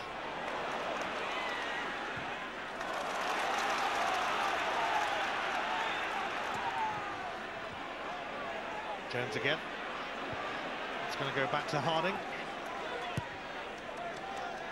Carpenter. He's going to get the free kick. All they have to do, take the sting out of the game, get the little fouls, take the pressure off. Good touch there, good trickery. Just buys the foul in the end there.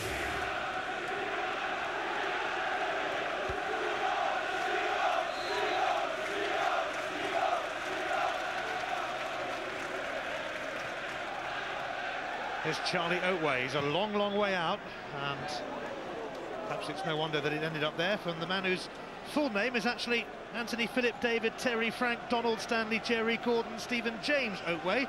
His parents were QPR fans and named him after a team from the 70s, although I'm not quite sure where the Charlie bit came from. I'm not careful how many names he's got. He's not going to score from there. You can throw Ronaldo into that name, he wouldn't score from there.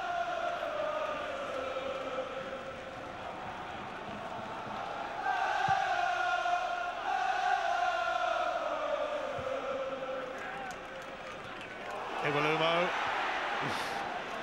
Oh, Hanlon got it back to Evans, albeit rather awkward.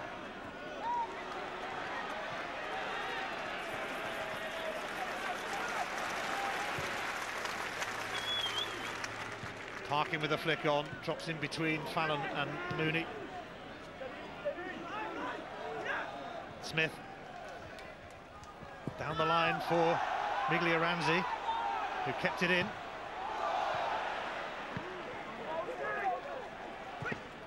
Carpenter now for Iwalumo,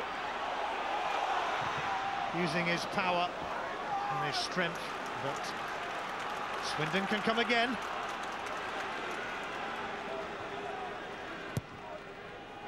Parkin, it's come through to Mooney.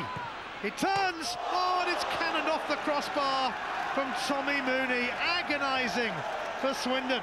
Well, he clearly has the quality and the ability to get them back in there. First real sniff he's had here. Oh, what a great strike it is. Played in lovely flick, little touch there, great touch, great awareness, and what a strike. So unlucky, upper body strength here, rolls his man, just half a yard, great technique, and just unlucky to see it hit the bar yet again. He was unlucky in the first leg, and he's unlucky again now. Well, he missed a sitter at the county ground, which ultimately could prove so costly. Excellent try then. Wonderful effort from Mooney, but off the bar, and it stays 0-0. Brighton still have the advantage. But we've seen a lot of late drama in the playoffs this week. Swindon are hoping there's a bit more to come.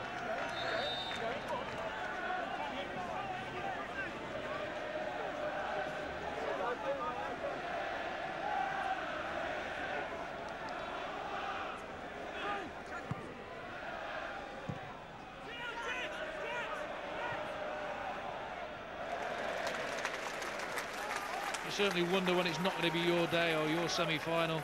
Twice in the first leg they've hit the woodwork with Igo, and Mooney, and again there they've hit the woodwork. Only around 1,000 Swindon fans were let in tonight into this tiny ground. And they realise that their dream is fading. The Brighton fans sensing that it could be their night. It's certainly not going to be a match to remember, but it could be a night to remember.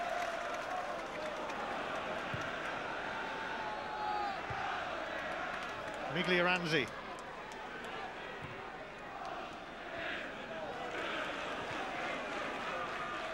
Swindon in need of a massive contribution from someone.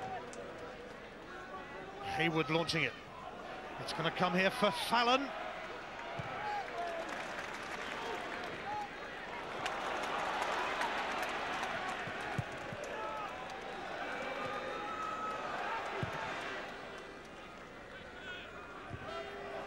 Becoming more and more tortuous for Swindon as they look for that goal that would keep their hopes going and maybe force extra time. Mooney's touch. That's a good stop from Roberts, but he hasn't held on, and Igo sending it across, and surely Parkin has scored! Swindon have got the goal they needed, and it comes from their main marksman, Sam Parkin, and it's all square on aggregate, and it's better late than never. Well, what can you say? You've got to go to the death. Igo, it's all about him here. Plays a great ball. Igo picks it up. He has a great strike. The keeper may should have done better. Parries it, gives him a second chance. And there is Parkin, the master poacher, on the line, just to stab it over the line. Could have been a penalty, wasn't. Just gambles, equalises. But it's all about Igo there. Twice he followed it up. And the gamble here stays on the premises. Just sides it in the net. Andy King absolutely over the moon. Sighs of relief for all those connected with Swindon Town as Sam Parkin scores his 23rd goal of the season, and what a timely goal. It is now all square overall.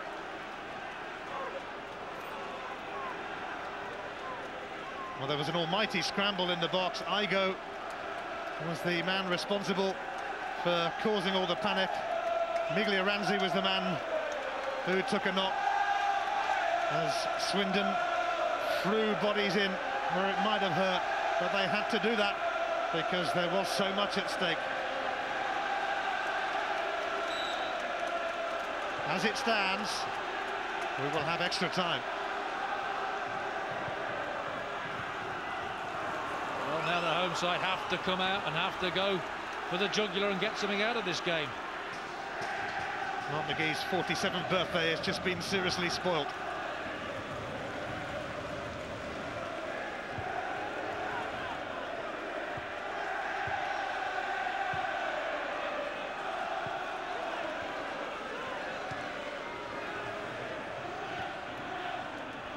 There'll be a few people dancing around down Wiltshire way at this moment in time.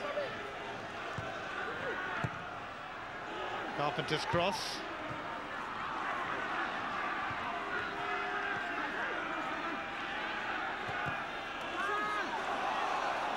The Brighton fans have certainly fallen flat now. Their team were nearly there and they were starting to believe it. But in the playoffs, you don't start to believe anything until that final whistle goes, and one man who'll be delighted is Willie Carson, racing legend, the Swindon director. He's been at Goodwood today.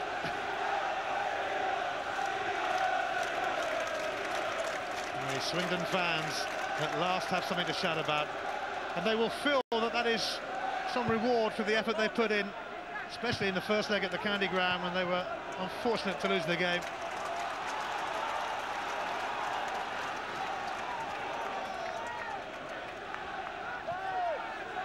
Hinterwood. Iwalumo. Hart.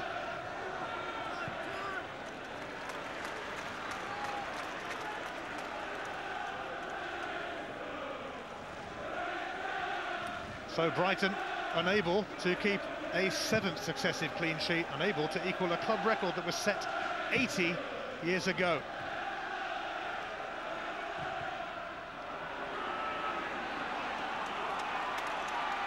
Igo, the man who had a double blast at goal.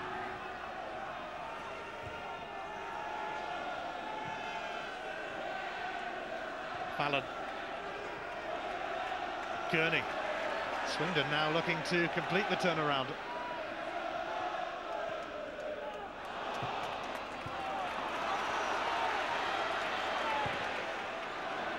So much has happened late on, seemingly, in the playoff matches this week. We had another late goal in this one to level the aggregate score. But here come Brighton with heart. Ranked it wide. It's unfortunate, good link-up play between the two strikers there. Hart working very hard to make something happen, just cuts inside. Little 1-2 with Iwelumo there. Has to strike it, just drags it across the face of the goal. Great link-up play between the strikers. Harmlessly wide in the end.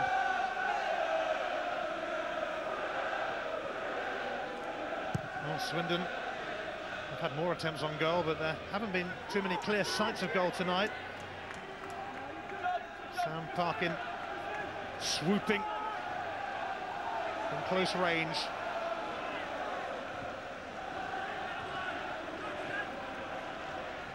The Brighton fans thought they were nearly home and dry. Although dry, not a word you can use tonight, really. Maybe the wrong word.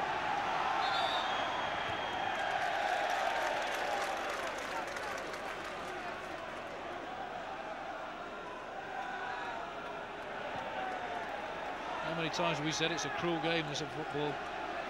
Seemingly coasting towards the Millennium Stadium, and all of a sudden it's taken away from you.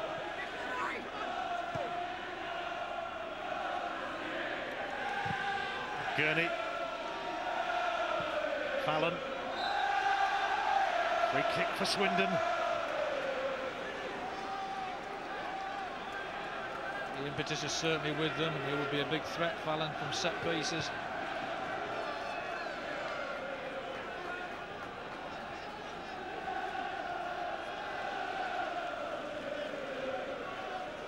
Well, patience was a virtue for Swindon Town tonight. For a long time it looked like they weren't going to find a way to goal. It's a long way out this, but it looks like Grant Smith fancies it.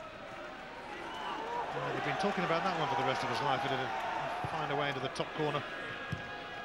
I'd have bought the video of that one if that had gone in. Mooney. Fallon. Here's Parkin again. Mooney! Wide goal kick. Good build-up, good patience again. Brighton getting a little bit nervy at the back. This man's becoming more of a threat, Mooney. Flick there, good body strength from Fallon. Lays it off, skews it wide. You expect better from Tommy Mooney, but all the pressure coming from Swindon. Hayward and Iwelumo were grappling. Here's Sammy Igo looking to make it happen for Swindon again.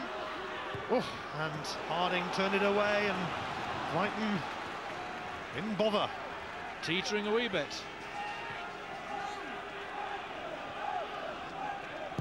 Gurney's cross. It's fallen very silent, especially amongst the Brighton fans at the Wivdean Stadium. They are worried. They're going through every emotion imaginable, as you do in the playoffs. Fantastic to watch, but when you're involved in them, there's a certain amount of pain involved rather than pleasure. Pleasure comes if you win. If you lose, it really doesn't bear thinking of. As it stands at the moment, we're going to have extra time at the Wivdean Stadium. Iwelumo trying to get in here, but he was kept in check once again by Matty Hayward. And of course Brighton without Leon Knight now, off injured. Swindon have 3 strikers on the field in contrast. Fallon, Mooney, and the man whose goal might just have forced extra time, Parkin. Smith is down injured at the moment. Leon Knight has to sit and watch now, unable to do his bit for the Brighton cause. How bad does that feel for him? He knows he can no longer inspire his team to anything.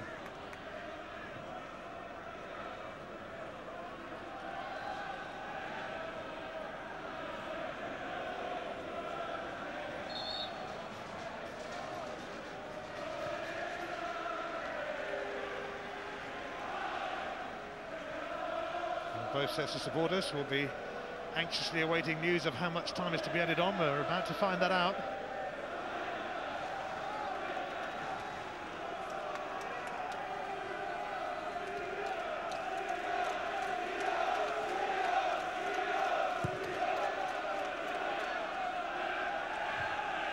There's going to be 3 minutes of added on time.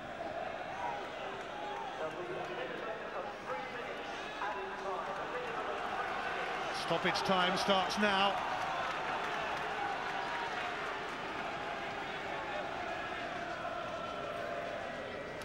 It hasn't been pretty, but it has turned out to be effective for Swindon ultimately.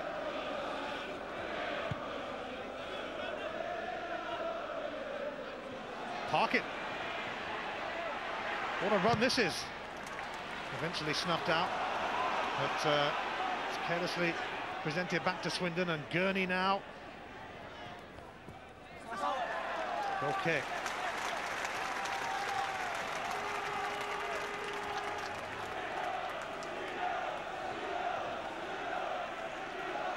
Well, Mark McGee and Brighton haven't really performed that well across the two legs, but it looked like they were going to make it until up popped Parkin.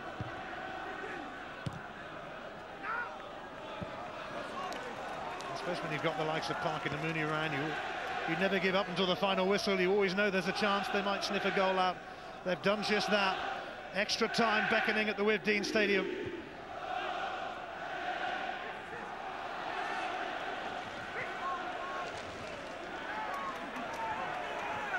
And Brighton, of course, without Leon Knight, such a big loss for them. Someone else will have to assume the goal-scoring mantle.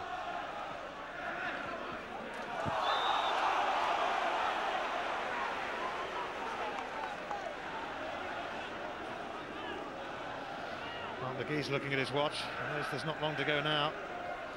It could soon be time to regroup.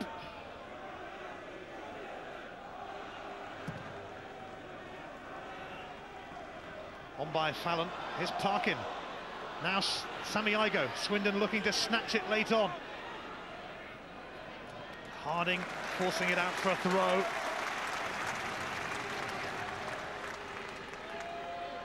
You can feel the tension around the Swindon Stadium, around the south coast, around Wiltshire, and around the country, because the playoffs have gripped just about everyone who loves their football this week. Here's Grant Smith.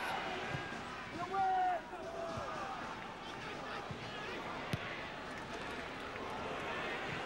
hear a pin drop really around the Brighton section of the crowd when the ball goes anywhere near their box. Gary Hart losing out to O'Hanlon. Igo.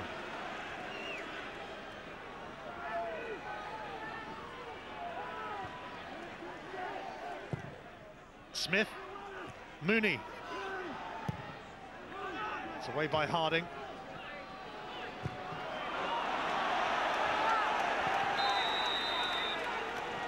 We are going to have extra time at the Swindon Stadium.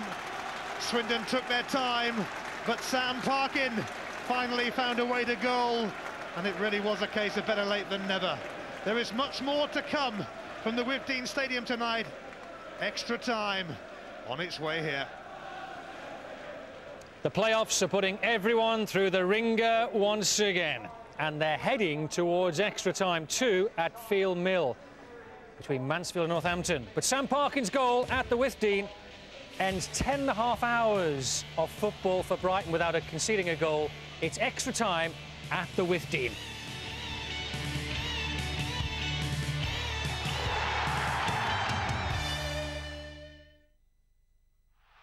The Football League on Sky Sports, sponsored by Sky Bet. What is tough? A true definition, mind you. I'm talking about kicking down a door with only one bullet and 5 guys on the other side. Or pulling into oncoming traffic because the guy chasing you won't. God damn. It's 2 wires, and knowing if you cut the wrong one, you really are going home. Sky Movies has chosen films that define tough. The true definition. Sky Movies Tough at 10. Weeknights at 10. Hey, sports fans, you need the Total TV Guide. With your favourite sports covered every day, keeping up was never so easy. This week, only 50p. Come on, Mum. Time to go. Go where? The old people's home. They'll look after you now. It's for the best. Are you mad? I'm 55. I know, but I've had a word with them. They'll take you. Come on. Get off.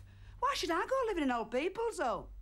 Because I want to put a snooker table in your bedroom and the kids are frightened of your moustache. Now, come on. Avanti.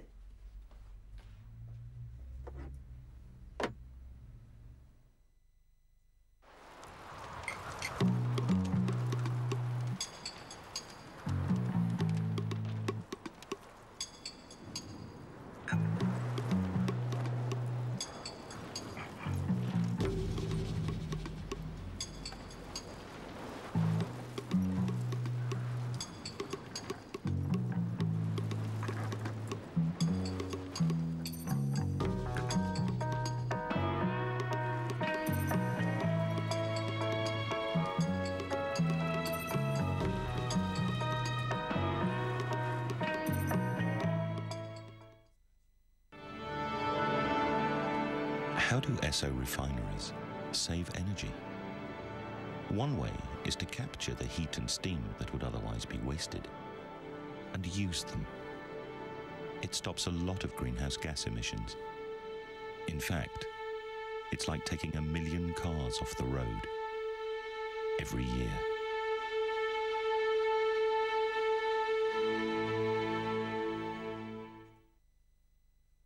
Enjoy radio? Tune into the Total TV Guide with a page of radio every day. What more do you need on your desert island? This week, only 50p. The Football League on Sky Sports, sponsored by Sky Bet.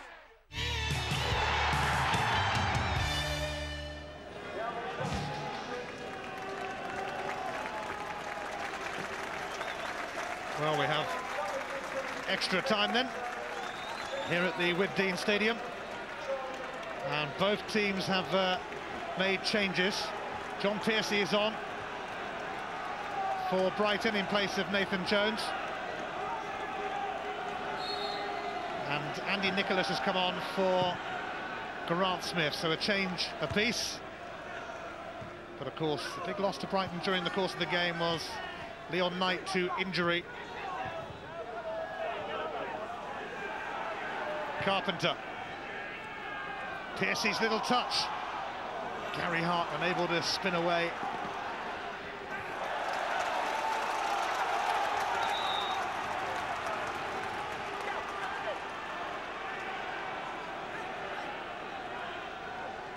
Carpenter.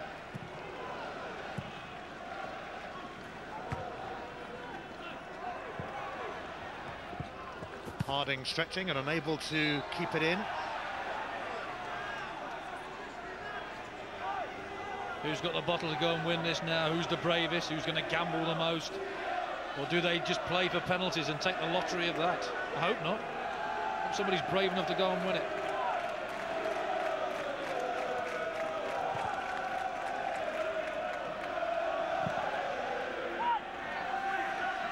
Mooney rising.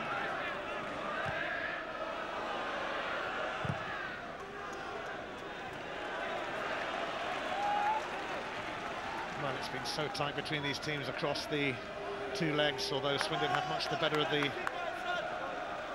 first leg at the county ground. They're playing extra time at Field Mill as well. It's Mansfield 1, Northampton 3. What a comeback from the Cobblers. They were 3-0 up as well. But extra time there now. We'll have all the goals, if there are any more, from that game too.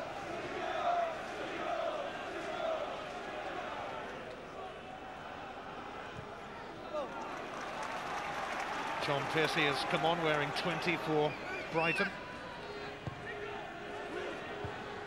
Iwalumo. Carpenter. And again. Oatway. Carpenter had advanced, but it's not going to get to that. Lively start from Brighton, as it had to be in this first period of extra time.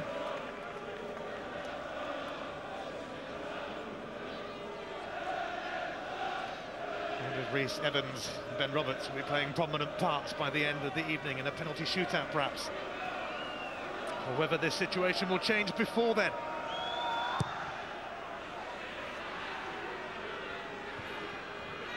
Parkin. Here's Miglioranzi. Hewlett. Parkin. His goal forced extra time. Hewlett hoping to face his former club Bristol City in the final. O'Hanlon.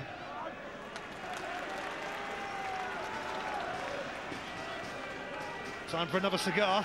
It's that kind of night. He must have got paid a hefty wage to be able to afford those babies.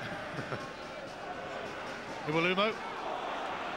And a firm header from Gurney, with Piercy lurking.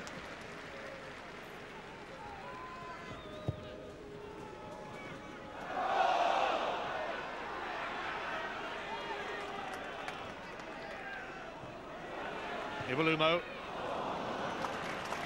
Overhit as he looks for Hart. The problem they have now, Brighton, they have no pace up front. They've lost that searing pace of Leon Knight. Very pedestrian, the two up front.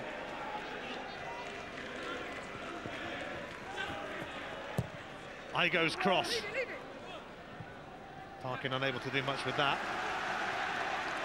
Again, not the quality you expect from Sammy Igo. On the attendance here tonight, very miserly, of course, with the Wibdean. It's 6,626, highest of the season, but Brighton reckon they could have sold 4 times as many tickets for this game tonight. That's why they want to move to their new stadium in Falmer. Here's Igo. Sammy Igo once again providing inspiration for Swindon Town. Been one of the stars of their season, and he's earned a throw. Could have earned them a little bit more there. He took one touch too many again.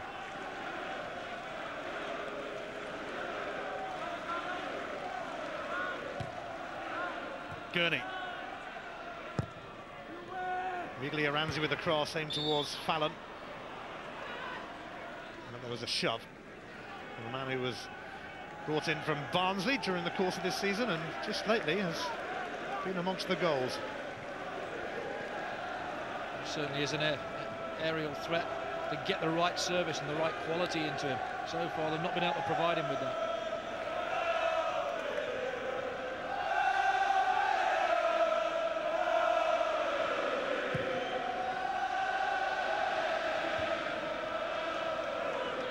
Igo chasing, but Harding first to it. Carpenter.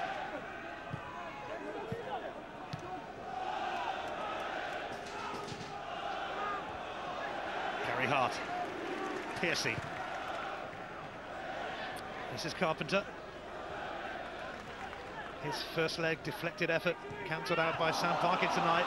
Now Igo's challenge has allowed Mooney a chance to roam. He slips it through for Fallon. It's in from Rory Fallon.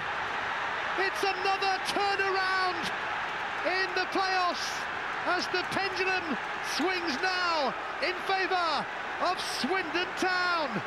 Well, we said if the service is right for Rory Fallon, he will do something with it.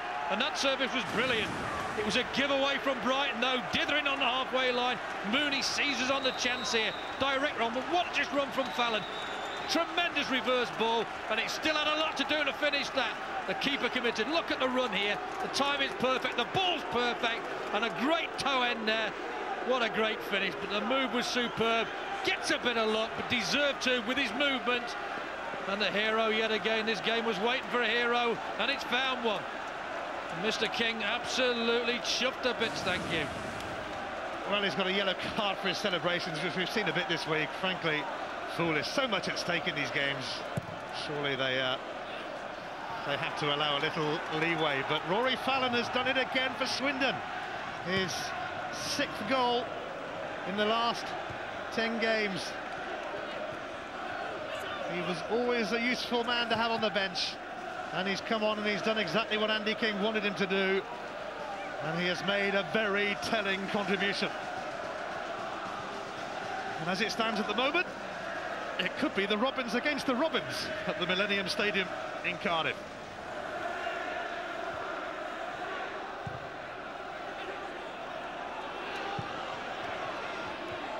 Hayward coming across, Piercy trying to get in. Now Hart. Hinchelwood. It's come to Hart. Piercy! And it's gone into the side netting, and the Brighton fans watching near us thought that had gone in. Well, that's a good riposte there from Brighton. They had to go straight back at them. Good build-up, good footwork there. Gets a bit of luck, good layoff, good strike. Got to hit the target from there. That's a good opportunity. Keeper sees it wide. Brighton fans thought it was in. Now they know different. And the Spurs player, John Piercy. The Brighton fans going through the emotions now. And of course, Leon Nightoff injured. Keep saying such a big loss. Their main goal threat. Swindon now have the edge.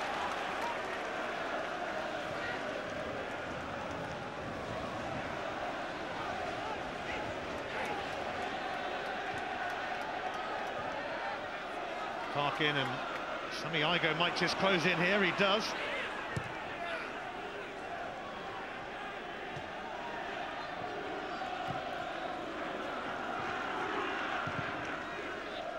Booted back by Virgo.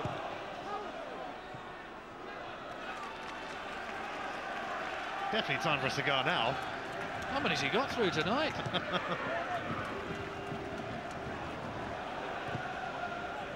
He's got a Cuba on his holidays. Well, Mark McGee's birthday. But no party for him at the moment. Nothing of the sort. Brighton 0, Swindon 2 on the night.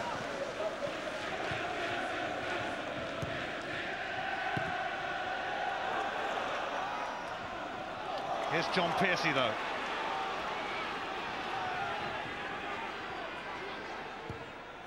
Looking for Iwelumo, but it's not going to reach him. More frustration for the Seagulls. Certainly is. It was a nothing ball in there. Certainly not near a blue and white shirt at all. They must be flat as pancakes now. So close to the Millennium, now so far. But they can get back in. Swindon have done it. It's all about self-belief in this game of football. Swindon had it. They felt they could come back in, and they have. And Brighton got that same self-belief.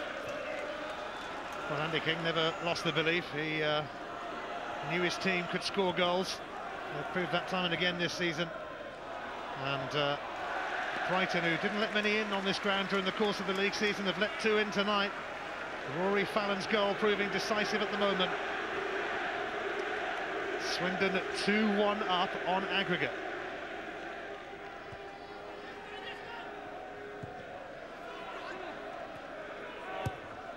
First time in 6 months that Brighton have let in 2 goals here, which underlines that sturdy defensive record. It certainly does, and it shows the quality of the Swindon team as well to come here and do that. Bounce was awkward for Mooney.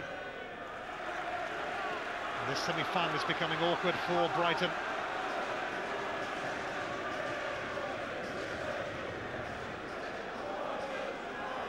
The fans are trying to urge their team on. But Swindon have a corner. And it's in the corner where the away fans are. It's definitely worth a drenching tonight if Swindon hang on here. It'll be a night they remember forever. Another corner. Is it too early to be doing things like this? Just getting in corner flags?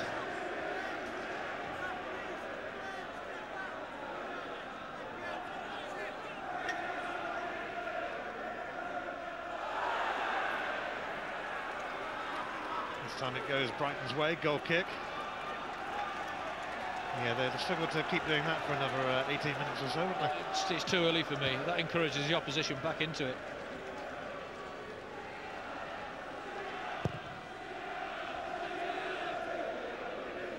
Hayward has been dependable,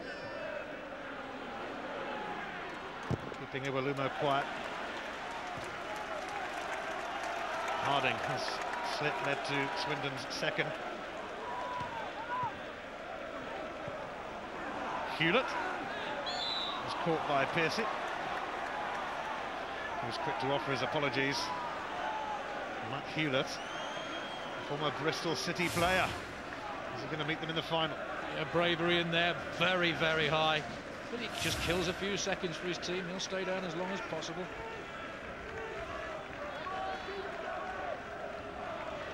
Hewlett has kept the captain's armband, even though Andy Gurney has returned to the team after injury.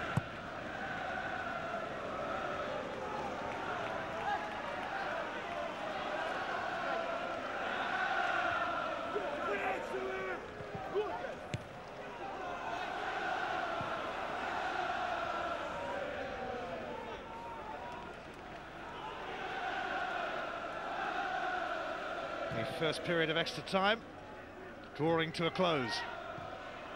Mooney. Parkin. Igo. Mooney. And another chance.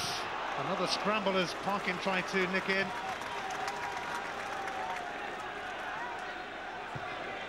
Panic stations for Brighton. And Mooney gets there and it's actually going Brighton's way.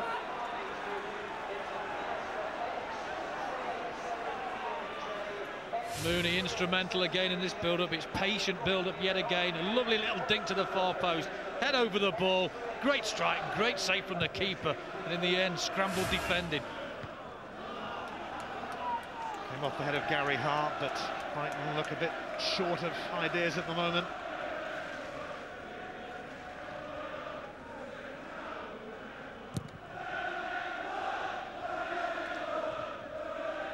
Many Swindon fans and many Brighton fans coming to that would have liked to have been here tonight, but the limited capacity at the Withdean not making that possible. Brighton need to move on to a new stadium to move forward. But of course they did play here in the First Division last season. They were ahead of their time after successive promotions from Division 3, Division 2 and then to Division 1.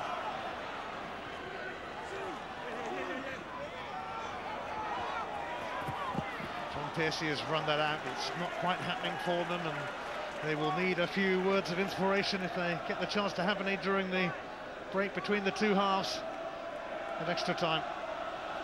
1 minute added on in this first period.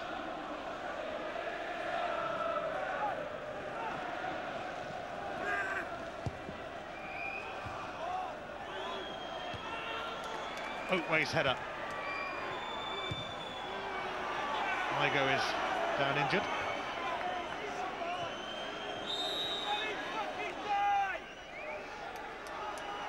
In fact, Swindon have two players down now. And one of them caused his own injury there in Igo. Didn't go for the ball here at all, watching for the challenge. And he's got to go, he's committed there, Oatway. Not a problem.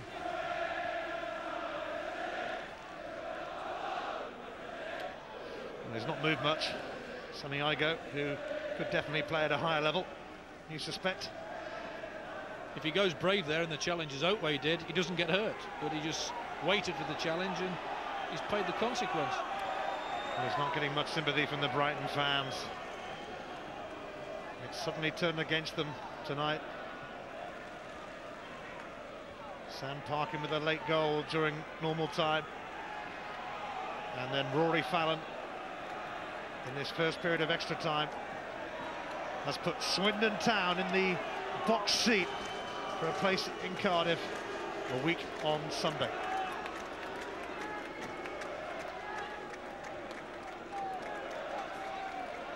Well, we talk about their attacking prowess, Swindon. I thought the defence this evening has been absolutely magnificent. O'Hanlon is led by example from the back. He's hardly missed anything at all, reads the game very well. That's how you base your team, the strength of your defence.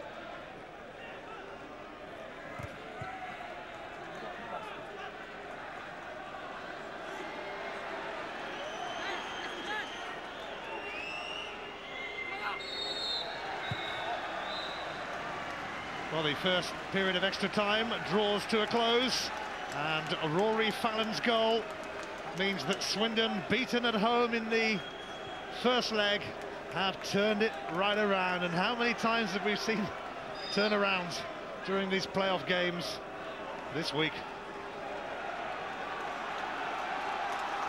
The Brighton fans hoping that their team can rally themselves, and that they might have a say yet in who goes to Cardiff. Well, people say they don't like the playoffs, but when you see tension and emotion like this, you can see why the playoffs are so popular. Maybe not for the managers down there on the touchline, but for everybody else. It's been a long old night. It's become a real slog for Brighton, but Sammy Igo is still struggling for Swindon. It looks like he might not even be able to continue.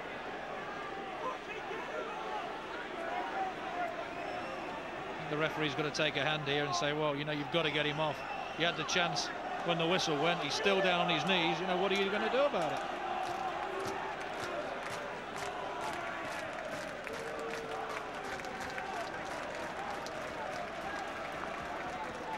Well, Andy King offering encouragement to his team. 15 minutes away from a place in the playoff final. And they're going to have to take Sammy Igo off. And why the delay is, I mean, surely they've got to get the stretcher out there to get him off. Looks like he can hardly move. Anyway, Alan Reeves is going to come on in his place, a defender. He's been at Swindon for 6 years now.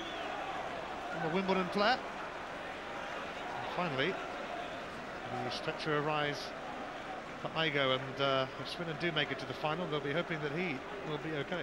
Yeah, without doubt, he's one of the impact players for them.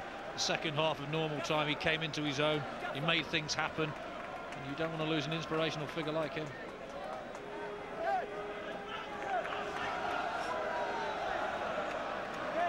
Game over for Sammy Igo. Game just starting for Alan Reeves. Plenty of experience in Reeves.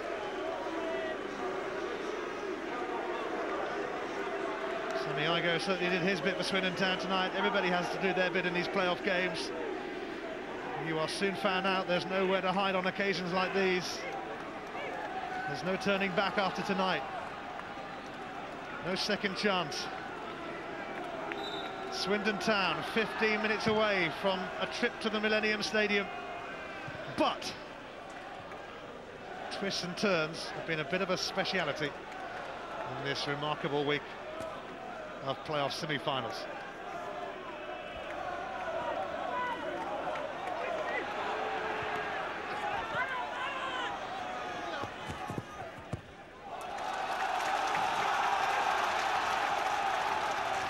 He hasn't done much wrong tonight, Matty Hayward. Virgo's throw.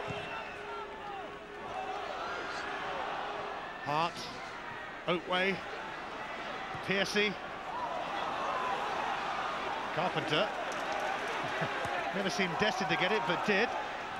Fallon and Carpenter both slide in, and Brighton get the throw, and that's giving their fans a buzz.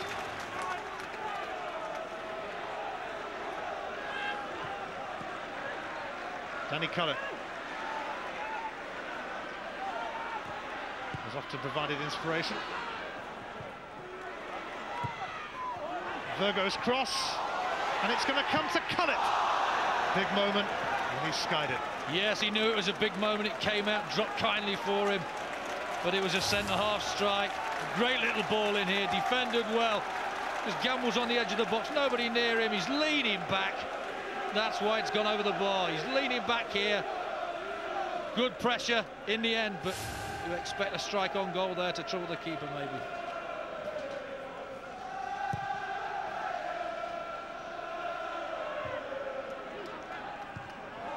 Piercy allowing Hewlett in. Free kick for Swindon.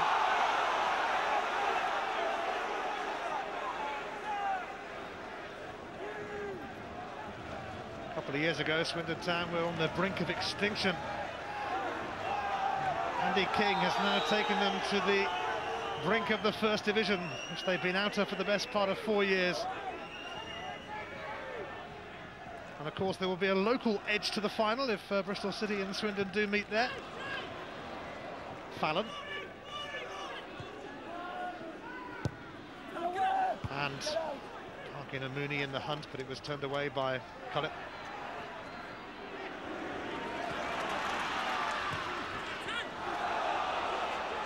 Nicholas. Brighton get the verdict that time.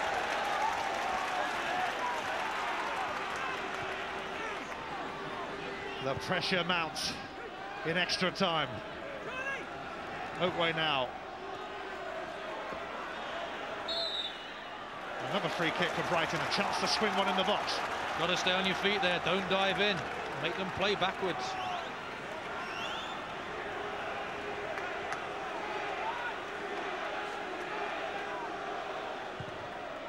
Carpenter takes. Goalkeeper just about collects. Well, the pressure's on everybody out there, not so more than the keepers. Here's Miglioranzi. And he'll get the free kick, tripped by Piercy. Every free kick helps, every second it takes to take these free kicks will help. Does very well there, it is a foul, he catches him, bit theatrical in the end. But he's done his job there, he's got his team a free kick. Well, they're in the second period of extra time at Mansfield as well. Northampton 3-1 up on the night, 3-3 on aggregate. For the right to play Huddersfield Town in the third division playoff final. A comeback there from Northampton, a comeback here from Swindon Town.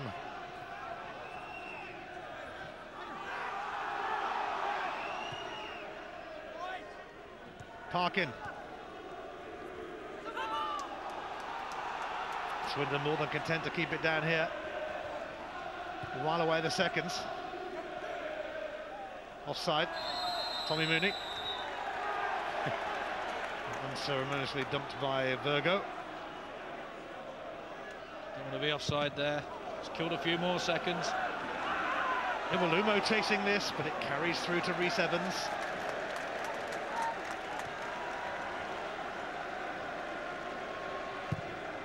The Swindon fans might be having one massive celebration soon, and although not many of them have been allowed in here tonight, you suspect back home in Wiltshire they'll be going absolutely loopy if their team progress. But Iwalumo with a chance, and he hits it straight at the keeper. Well, that's a great move in there. Great time into the pass, great run by Iwalumo. Just couldn't get enough purchase on to beat the keeper, who's in the right place again.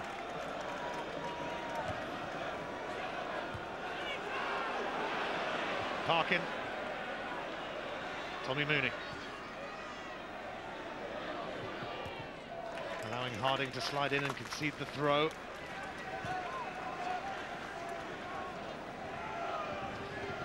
Final night of semi-final action in the playoffs, and yet another night of drama unfolding with both tonight's games here and at Mansfield in extra time.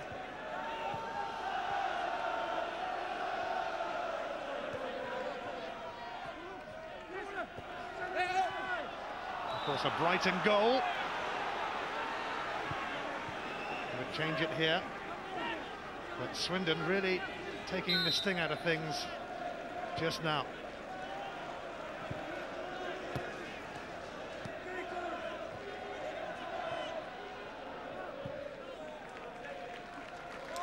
Brighton have got to somehow get this out, not the other end, but it's easier said than done.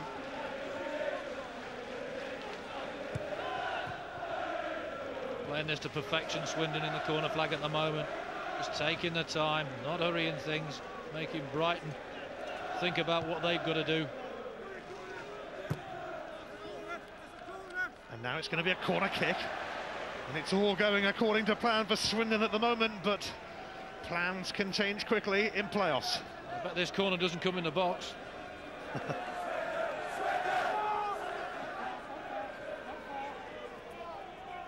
Swindon stifling the game, but Charlie Oatway's moved in. And at last, Brighton get a throw and a chance to move into Swindon territory. Well, they need a bit of inspiration, but unfortunately their inspirational talisman is no longer taking part in this game. Yes, Leon Knight off injured. I bet the Swindon fans were delighted when he trudged off. Their main goal threat.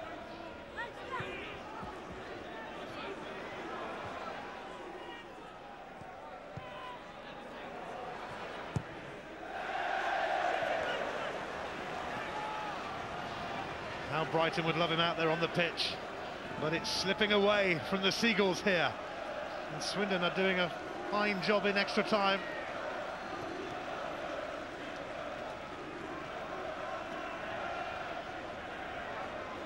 They're keeping the ball, frustrating Brighton at every opportunity. Here's Mooney. If they could nick a third, that could well be that. And here's Parkin.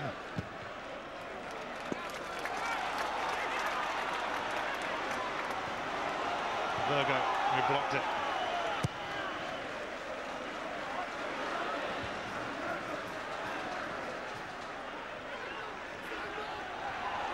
Gary Hart has shrugged off Hewlett. Brighton's throw. Great player tracking back there, superb defending. Majority encouraged now as Virgo whips in a great cross. Oh, and Hinchelwood's header. That's a quality cross, and that should have been the equaliser, I think there. Great ball in the right area, got in between the defenders, didn't really jump. Great ball. Doesn't jump at all, you've got to do better than that in that position. And the fans know it. That's a great chance, probably the last one they'll have. 6 minutes of extra time to go.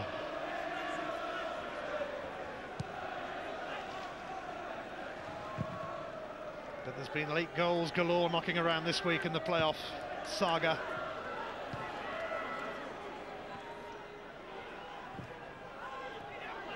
And that's going to come through to Gary Hart.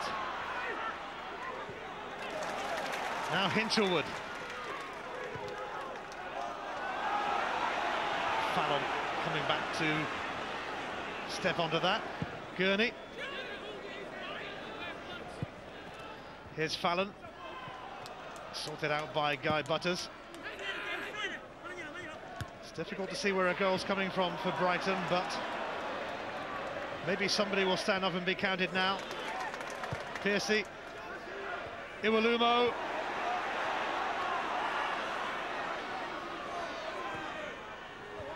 And Nicholas stopped that going through to Hinchelwood.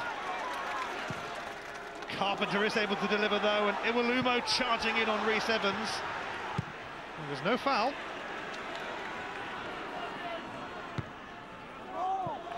And Rhys Evans holding his head. Holding a lot of other things. Keeps his eye on it well. And that is a foul. He's led with his arm, Iwelumo. How can the referee not give that? Less than 5 tense minutes to go. Parkin challenged by Virgo. Free kick for Swindon. They've played this extra time period perfectly. Haven't they just? The strikers have been intelligent. Good runs into the channels, getting in corner flags, getting free kicks.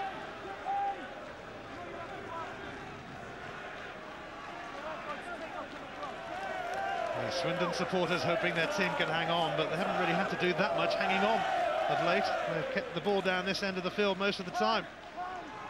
And Tommy Mooney's not going anywhere in a hurry. Don't you worry. It's a goal kick now.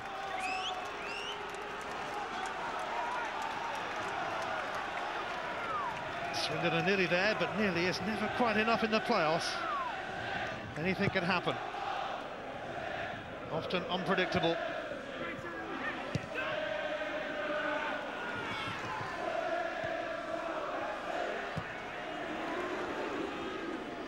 The Seagulls have had their wings clipped.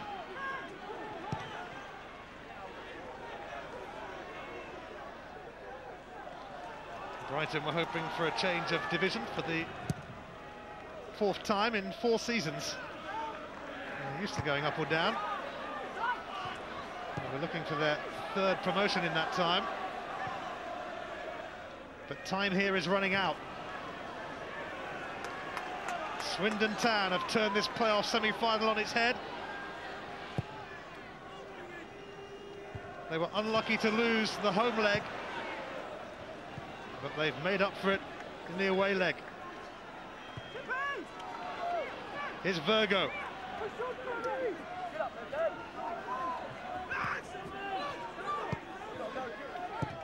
Carpenter.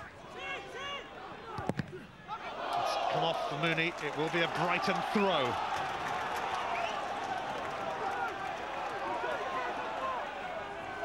Unbearable tension as Brighton look for a goal to force extra time. Force penalty shootout, rather. Here's Virgo.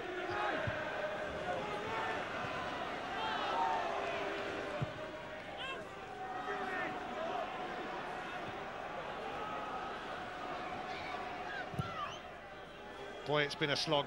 Extra time for Brighton.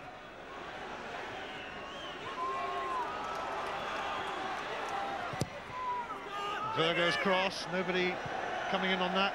No takers. It's veered behind for a goal kick, and Mark McGee's men running out of time. What a way to end your birthday. Two sides to the story in the playoffs, and at the moment the Swindon Town supporters firmly believe that they will be heading to the Millennium Stadium, and Willie Carson will be after a good seat there to watch the action unfold against Bristol City. And there's always an edge to those games, Swindon-Bristol City. Just imagine that in the Millennium Stadium.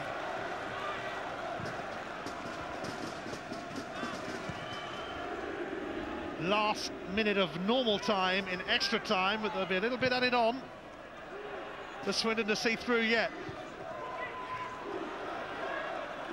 Miglioranzi. Brighton gambling a bit. They have to gamble now.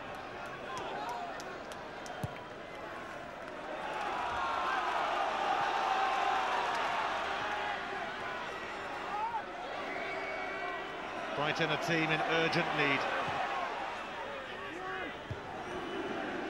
It's been a colossal defensive performance from Swindon here. Hart comes off Reeves.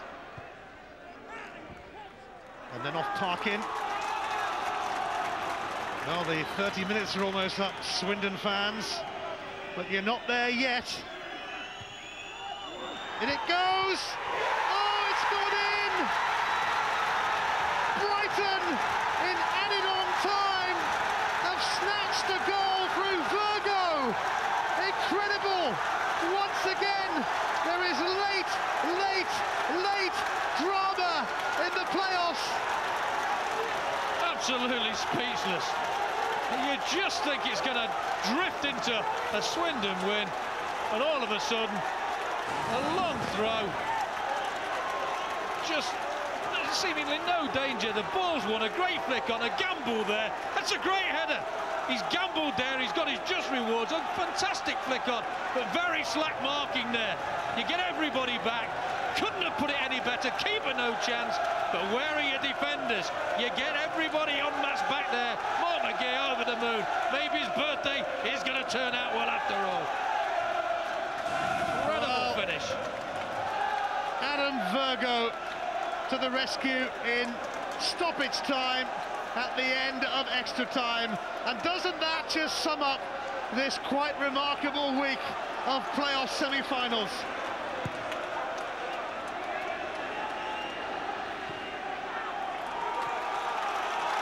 Swindon Town were all but celebrating a place in the final. But now penalties are looming, and they are looming large.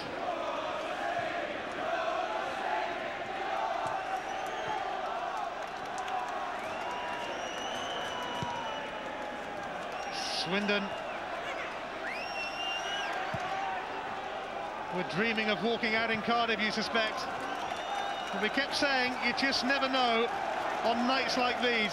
We've had 7 days and 7 nights of playoff action, and all the games have taken our breath away, and this is going to be no different.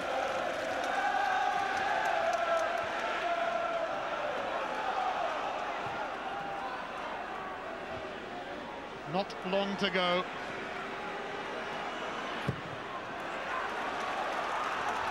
As it stands, we're going to have penalties. And what absolute agony for Andy King. They were a couple of minutes away from going to the Millennium Stadium, but Brighton, with Adam Virgo, scored in added on time at the end of extra time, and that really was better late than never. We've had a few better late than never goals this week. They were so nearly out of it, but it was Virgo to the rescue, and we're going to have penalty kicks here to decide who goes to Cardiff to meet Bristol City. Ian Crocker and Gary Birtles draw breath. We stay at the Withdean while they get ready for penalties, and Ian Holloway, incredible. We started the week off on Monday with penalties at Sunderland. We're going to finish the week off with penalties at the Withdean. It's incredible. What a game. You know, it took 3/4 of it to liven up, and then, you know, Swindon done a fantastic job, and you can never say it's over in the playoffs. You've been a step ahead of everything, I have to say, by calling the equaliser from Sam Park in overall 9 minutes from the end. You said to me, you know, they could go ahead. Rory Fallon put them ahead in extra time, and you virtually said Brighton would get a chance at the end, and they did. There's always one more chance, you know, and full credit to them. I think people they stopped thinking about the process that got them there, and they think of the outcome, and Tommy Mooney there just switched off for a second. Cullops flicked it on, and what a great header from Virgo there. Fantastic. Can you forecast the penalties for us? Absolutely not, no.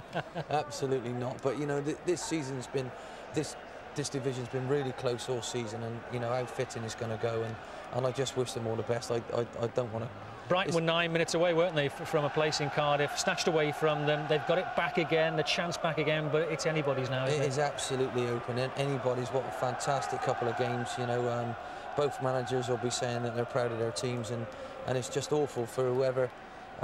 hopefully a goalie will make a save rather than a player actually missed the target. It's a dreadful way to clinch going to Cardiff. Have the managers got to be positive in this situation and build their players up again? I think so. You saw Ian Dowie do it brilliantly the other day. You know, it is a bit of a lottery, and you saw Mick McCarthy go absolutely crazy that his player wasn't positive with the penalty. Jeff Whitley's penalty. Yeah. You know, he come up and you can't do that. You just got to be really positive in this situation, and give it a good smack, and if it goes in, there you go, and if it doesn't, don't worry about it too much. The goalkeepers really can only be heroes, can't they? They can't be villains in this situation. They're on a win-win situation, aren't they? You know, they're not expected to save it.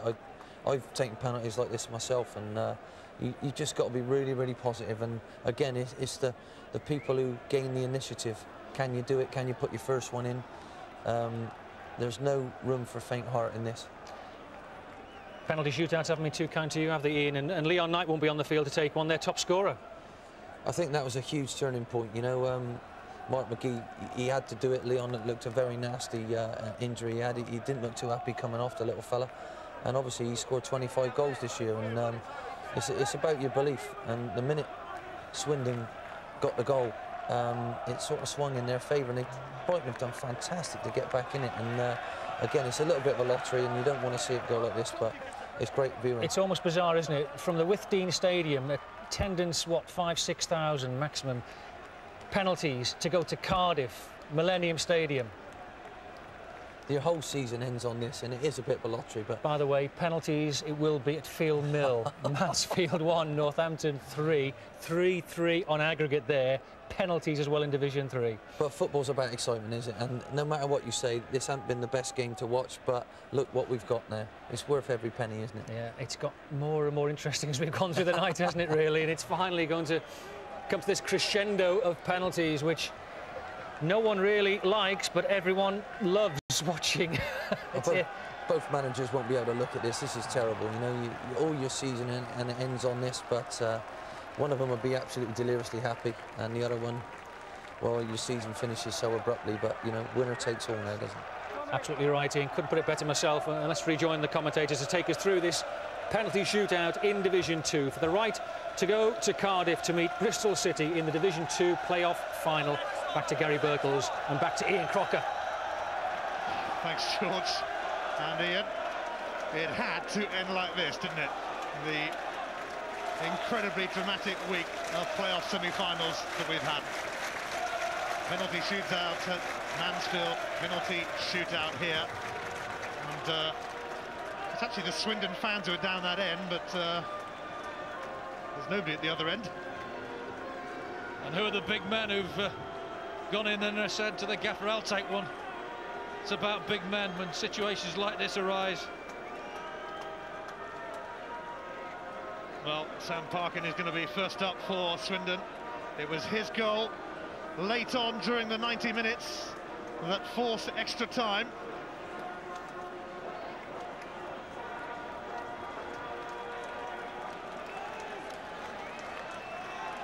And you thought the last week has been filled with tension. Wait for this. It's going to end with unbearable tension. The first of the penalty kicks. Sam Parkin takes the responsibility, and that is a wonderful penalty to start us off. That's how you take them. You get your head down and you smash it. You try and place it, your frailties show a little bit. He's done the right thing. He's hit the target with pace and power. Some fans can barely watch. Swindon have scored. Can Richard Carpenter follow suit?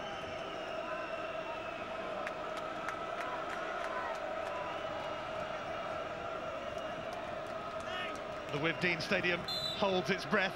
Carpenter! That's another good one. Totally different one, but a quality one all the same. Sent the keeper the wrong way. Kept his nerve.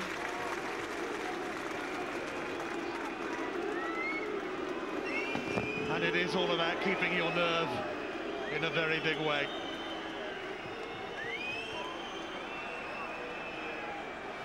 Next up for Swindon, it's Matty Hayward, who is outstanding and colossal at the back for them. His manager can just about bring himself to watch. It's in from Hayward, although the keeper wasn't that far away. I was starting to question whether a centre-half should take one, but I'm not anymore. He's done everything right there. All he wants to do is smash it hard and low, and he's done exactly that. Round the keeper's feet. That's a good penalty in these circumstances. Nobody's missed yet. Brighton's second spot kick. It's the big man. The penalty spot doesn't look very good there, though. It's a bit boggy. Big kick for the big man, and Chris Iwelumo with a fine finish. Tremendous finish there. Two totally different penalties from Brighton to the Swindon ones, but it doesn't matter. It's all on pens.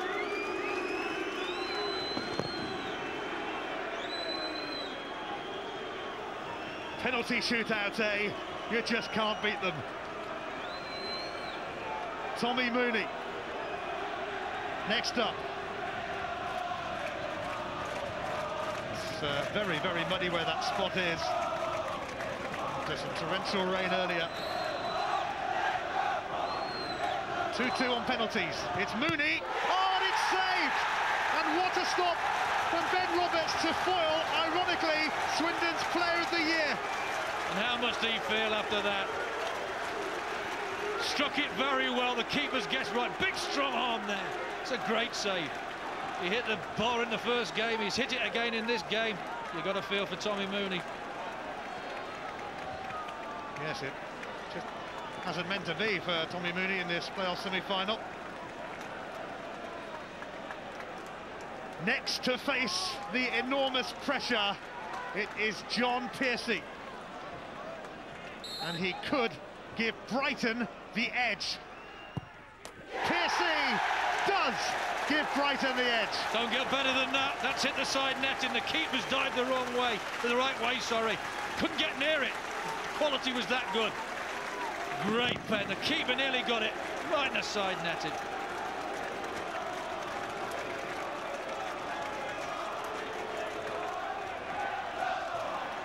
Rory Fallon is next to face the big test. The test of nerve. Rory Fallon kept his cool. That was major pressure there. He knew he'd got to score that to keep them involved in this shootout. Sent the keeper the wrong way. That's nerve for you. I think he's on about his 8th pack of cigars, Andy King. Well, Adam Virgo, who scored with that header in stoppage time at the end of extra time, now is asked to make another massive contribution for Brighton and Hove Albion. He could be about to add to his heroic status. It is Virgo, and it is fabulous. And the pressure now is really on Swindon. Well, that was comprehensive, just snuck under the bar. Doesn't matter, it's in there. What a hero he's turning out to be. Hits the target, leaning back a bit, underside of the bar. Doesn't matter, they're in the pound seats at the moment.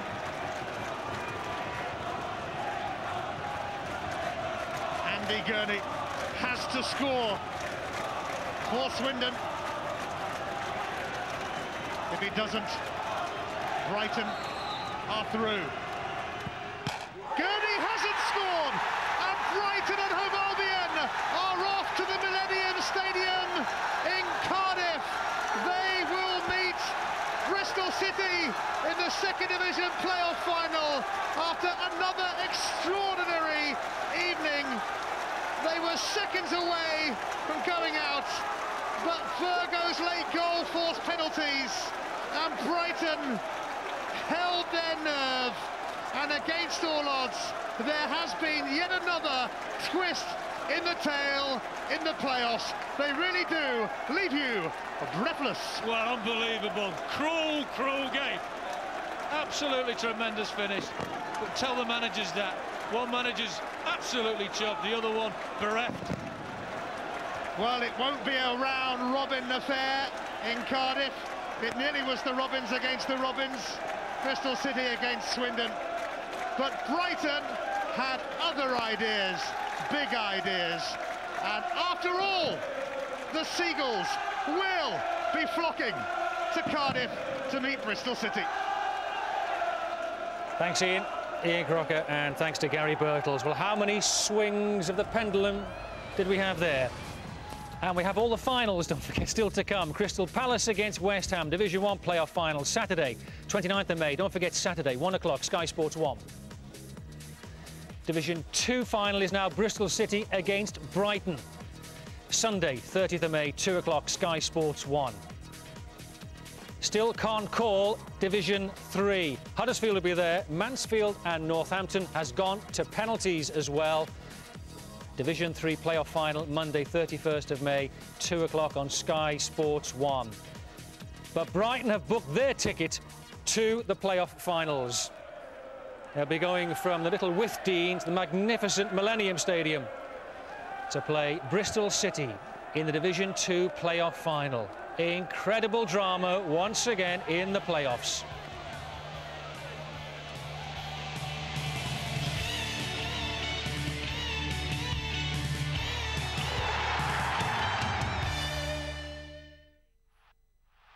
The Football League on Sky Sports, sponsored by Sky Bet. This summer on Sky Sports. England's final warm-up games before Portugal. Brazil challenge for the Copa America. World champions England lead all 4 home nations on tough summer tours. 13 one-day internationals as England face India, New Zealand and the West Indies. Counting down to the Olympics in Golden League athletics. The US Open, US PGA Championship and the Ryder Cup. That's very nice, love, but you're blocking the TV. Keep going. Get an eyeful this summer on Sky Sports. I see the European Parliament is on. I don't do politics. Surely they're not digging it up again. You don't do politics, remember? How come we never win anything?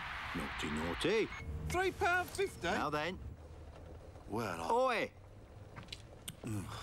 If you don't do politics, there's not much you do. What, last orders is... Oh, sorry. Call or click to find out about elections in your area.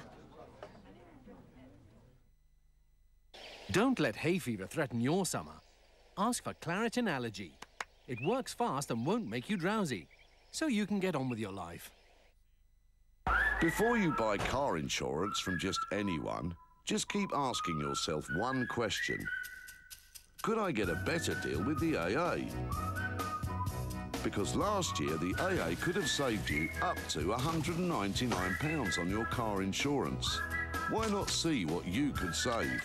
Before you buy car insurance from just anyone, just ask. Call 0800 294 7777 or buy online.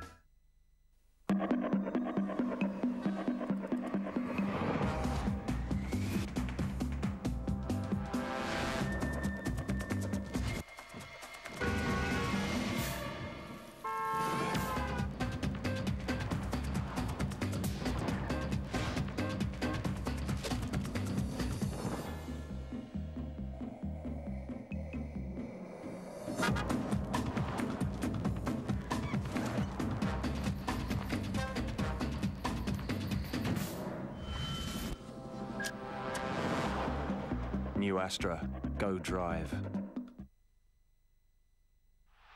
The Football League on Sky Sports, sponsored by Sky Bet.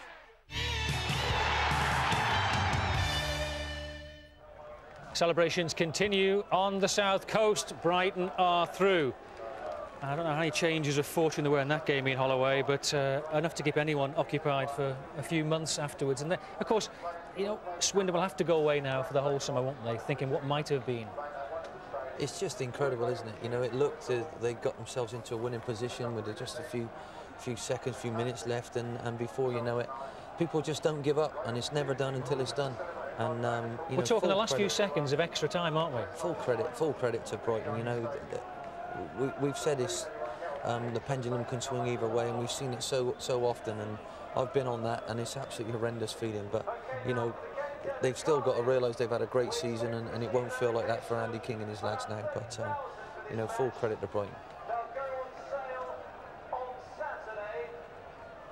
I don't know if it's possible to call that final. I don't suppose it's possible to call any final at Cardiff. They're all going to be close again, aren't they? But this is the Northampton game. This is Northampton against Mansfield. Northampton have to score to stay alive in Division 3, and they do.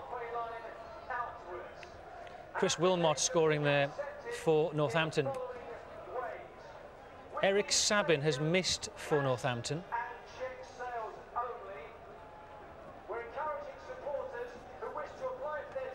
These are the pictures from Field Mill. Mansfield against Northampton went to penalties in Division 3 after a 3-all draw. We'll keep you in touch with all the penalties going in there at Field Mill. This could be the winning penalty. Well, they seem happy enough, don't they, the Mansfield supporters? Mansfield have done it. Mansfield are through in the Division 3 final. Northampton are out. And it'll be Huddersfield against Mansfield in the Division 3 final after it went to penalties there too in Division 3. Unbelievable night, Ian. It's incredible, George. Absolutely incredible, isn't it? You know? our game, it didn't look the best, and before you know it, with the strikers that came on the pitch, and we were talking about Brighton's great defensive record. Kingy done a master stroke. He threw on Fallon, and they struggled to deal with the front three. And then all of a sudden the picture changes in the last 15 minutes. Then we had the extra time, and it just shows how close it is. That's another two great sets of players who have had terrific seasons, but one lot will be trudging home now thinking we've just blown it all. But it's not like that at all, you know. And you've got to give credit to Brighton. They've kept going. They lost their goal scorer, off he went, and the lads just kept plugging away, and it's never over, is it? I did say there was going to be one more chance, and I felt the lad Virgo created that. He made a positive run off the back of Tommy Mooney, and you know, Tom will be killing himself now, won't he? You know, but he's got to realise he's had a great season as well. But that's what it's all about. This is fantastic to see the spirit. OK, let's hear from the victorious manager Mark McGee. He's with Guy Havard now.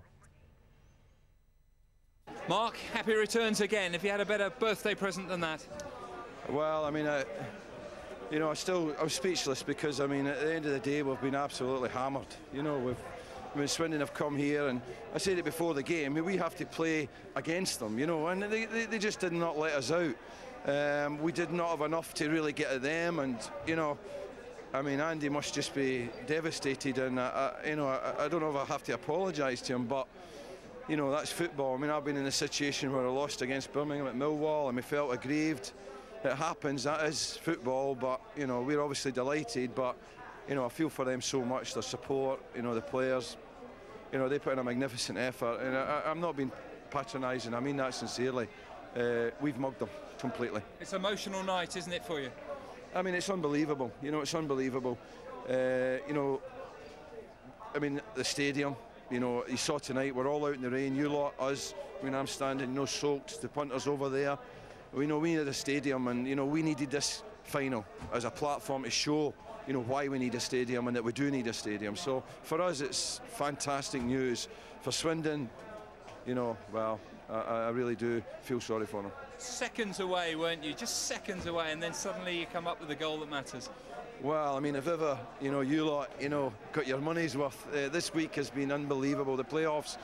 And, you know, I'm watching it and I'm thinking that there's been a pattern, and I'm hoping that the pattern's going to continue. But it was the only way that we were going to get something out of the game, that if by some miracle, some bit of luck, which I said in my notes, may the luckiest team win, well, you know, we've got to be the luckiest team on the planet tonight. And that must have given you such a lift for the penalties as well. Suddenly, psychologically, it swung back to you. It's unbelievable how that shifts, you know. Their second goal goes in, and, you know, we look, you know, half pace, we look down and out.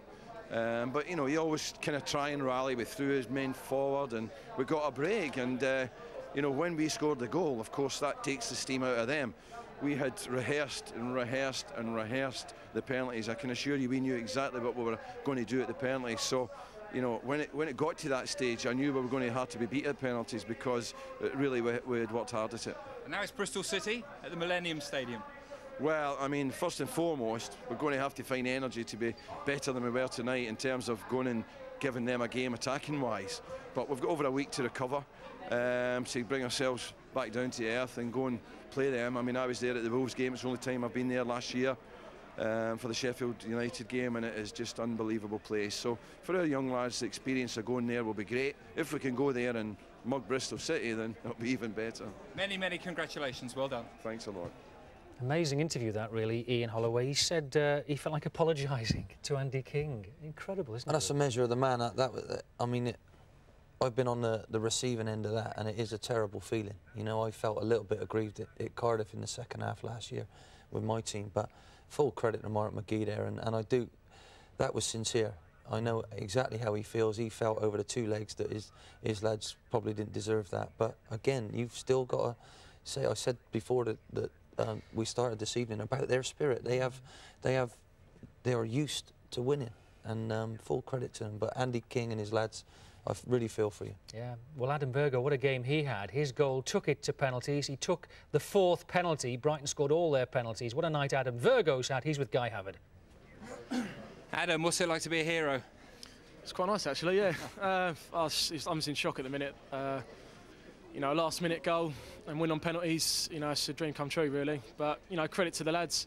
You know, you never give up. You know, we have 6 up front in the end, and I think, you know, we just kept pressuring and pressuring and got the goal.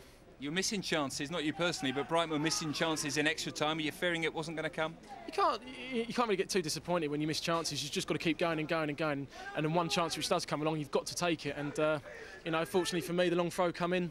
Danny got a great flick on. I got across my marker and just got a good connection on the header, and it's wound up in the bottom corner. Your manager thought then that the psychological advantage swung dramatically to you, and you went into those penalties with a lot of confidence. Yeah, it's probably a big dent for them. You know, they're winning 2-1, going in, you know, 2-1 on aggregate, going into injury time, and to get a killer blow just like that right at the end must have really knocked the stuffing out of them. But for us, you know, we felt really confident taking penalties, and you know, we just got the result we deserved, I think. Just the greatest moment of your career?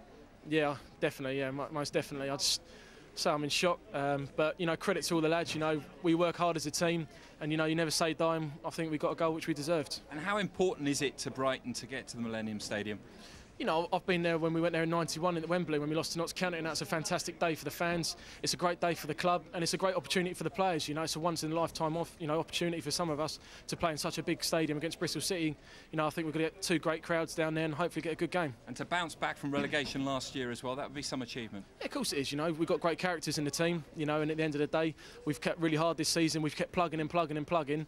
And you know, if you work really hard, you're going to get results. And I think. And then, yeah, no, we just got it, yeah, so. Well done. You go enjoy the celebrations in the changing room. Cheers. Thanks. Good stuff. It was 4-3 to Brighton on penalties in the end, and with me, Ian Holloway, we can look at the 2 missed penalties. Swindon missed. Tommy Mooney, unfortunately for him, good save by Ben Roberts. I think Tom's got a great strike on him. He couldn't have struck it any better, but you've got to give the keeper credit there. I mean, look at this. He's guessed the right way, but what a strong hand that is to keep that out. Andy Gurney. Andy the Gurney 5th one. Again, he's again, with the surface like that, you want to just put your foot through it, and unfortunately for Andy, it's hit the post. And Brighton had scored all 4 of theirs, so that was it. Well, just before that, the young lad Virgo, I thought, had a very good game for them. His just hit the underside of the bar and stayed in. You know, that's the difference between success and failure. It's such a fine line, isn't it? That is the thing. It veered both ways all night. I mean, I've said, as we started, about, you know, 46 games, and you want the 3rd place team to go up, and at the moment Bristol City still got that chance. But I mean, what drama. your cameras turn up, and that's what people, this is what it's all about, and the passion, and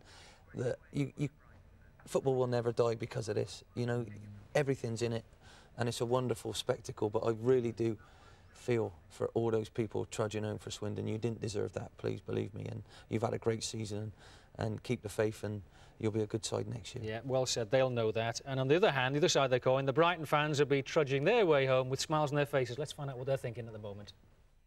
Well, I think we were lucky over the 2 legs, but in the end, through the whole season, we deserve what we've got. And I think the result in the end was the correct result. But good luck to Swindon. They're probably one of the best teams we've seen here this season. Absolutely fantastic. I mean, whoever set the tactics, we didn't play very well. But at the end of the day, we're there, we're through to Cardiff. Congratulations to everybody. We were magnificent tonight in the playoffs. Fabulous. Absolutely great. Fantastic. Didn't play very well, but they got there in the end. And a great result, and they deserve it, so we can always a Falmer. Absolutely fantastic result. Fantastic, absolutely outstanding. That was the worst performance I think I've seen all season. But at the end of the day, if you don't give up, you get the result, don't you? And that's what we didn't do. We didn't give up. Come on! Well, that'll sum it up, won't it? Don't give up is the message, Ian, isn't it, for everybody involved in these playoffs. That's what it's all about. You have to keep believing. You have to keep going, and it's gaining and regaining the initiative, and they did it. Yeah, unbelievable stuff. You can't explain this, but we have 3 finals to look forward to, by the way. Let's look forward to a bit more on Sky Sports of this kind of stuff. Crystal Palace against West Ham, Division 1 playoff final, Saturday, 1 o'clock, Sky Sports 1. Bristol City against Brighton, Division 2 playoff final, Sunday, 2 o'clock, Sky Sports 1. Huddersfield against Mansfield, Division 3 playoff final, Monday, 2 o'clock, Sky Sports 1. The Cup final, Manchester United against Millwall, Saturday at noon on Sky Sports 1. And the Scottish Cup final, Dunfermline against Celtic, Saturday at 2:30 on Sky Sports 2.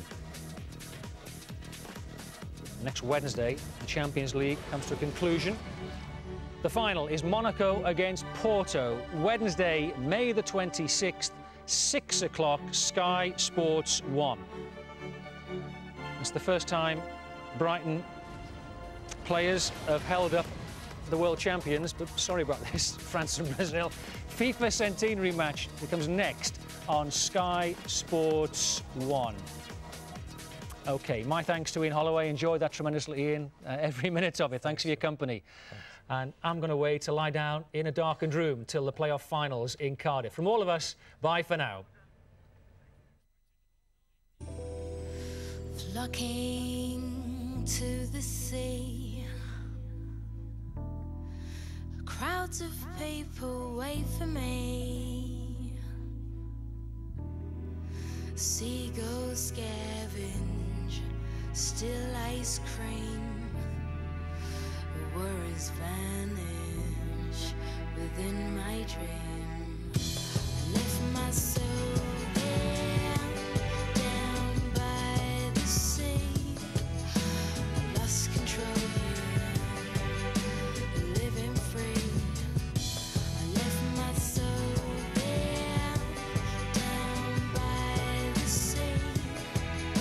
I lost control here, living free.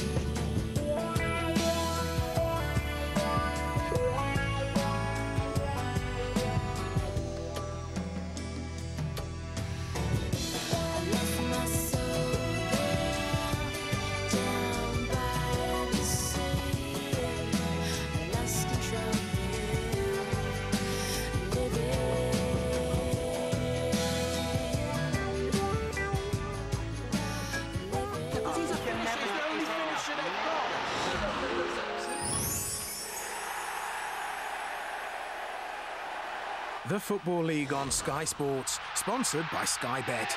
Excitement at your fingertips.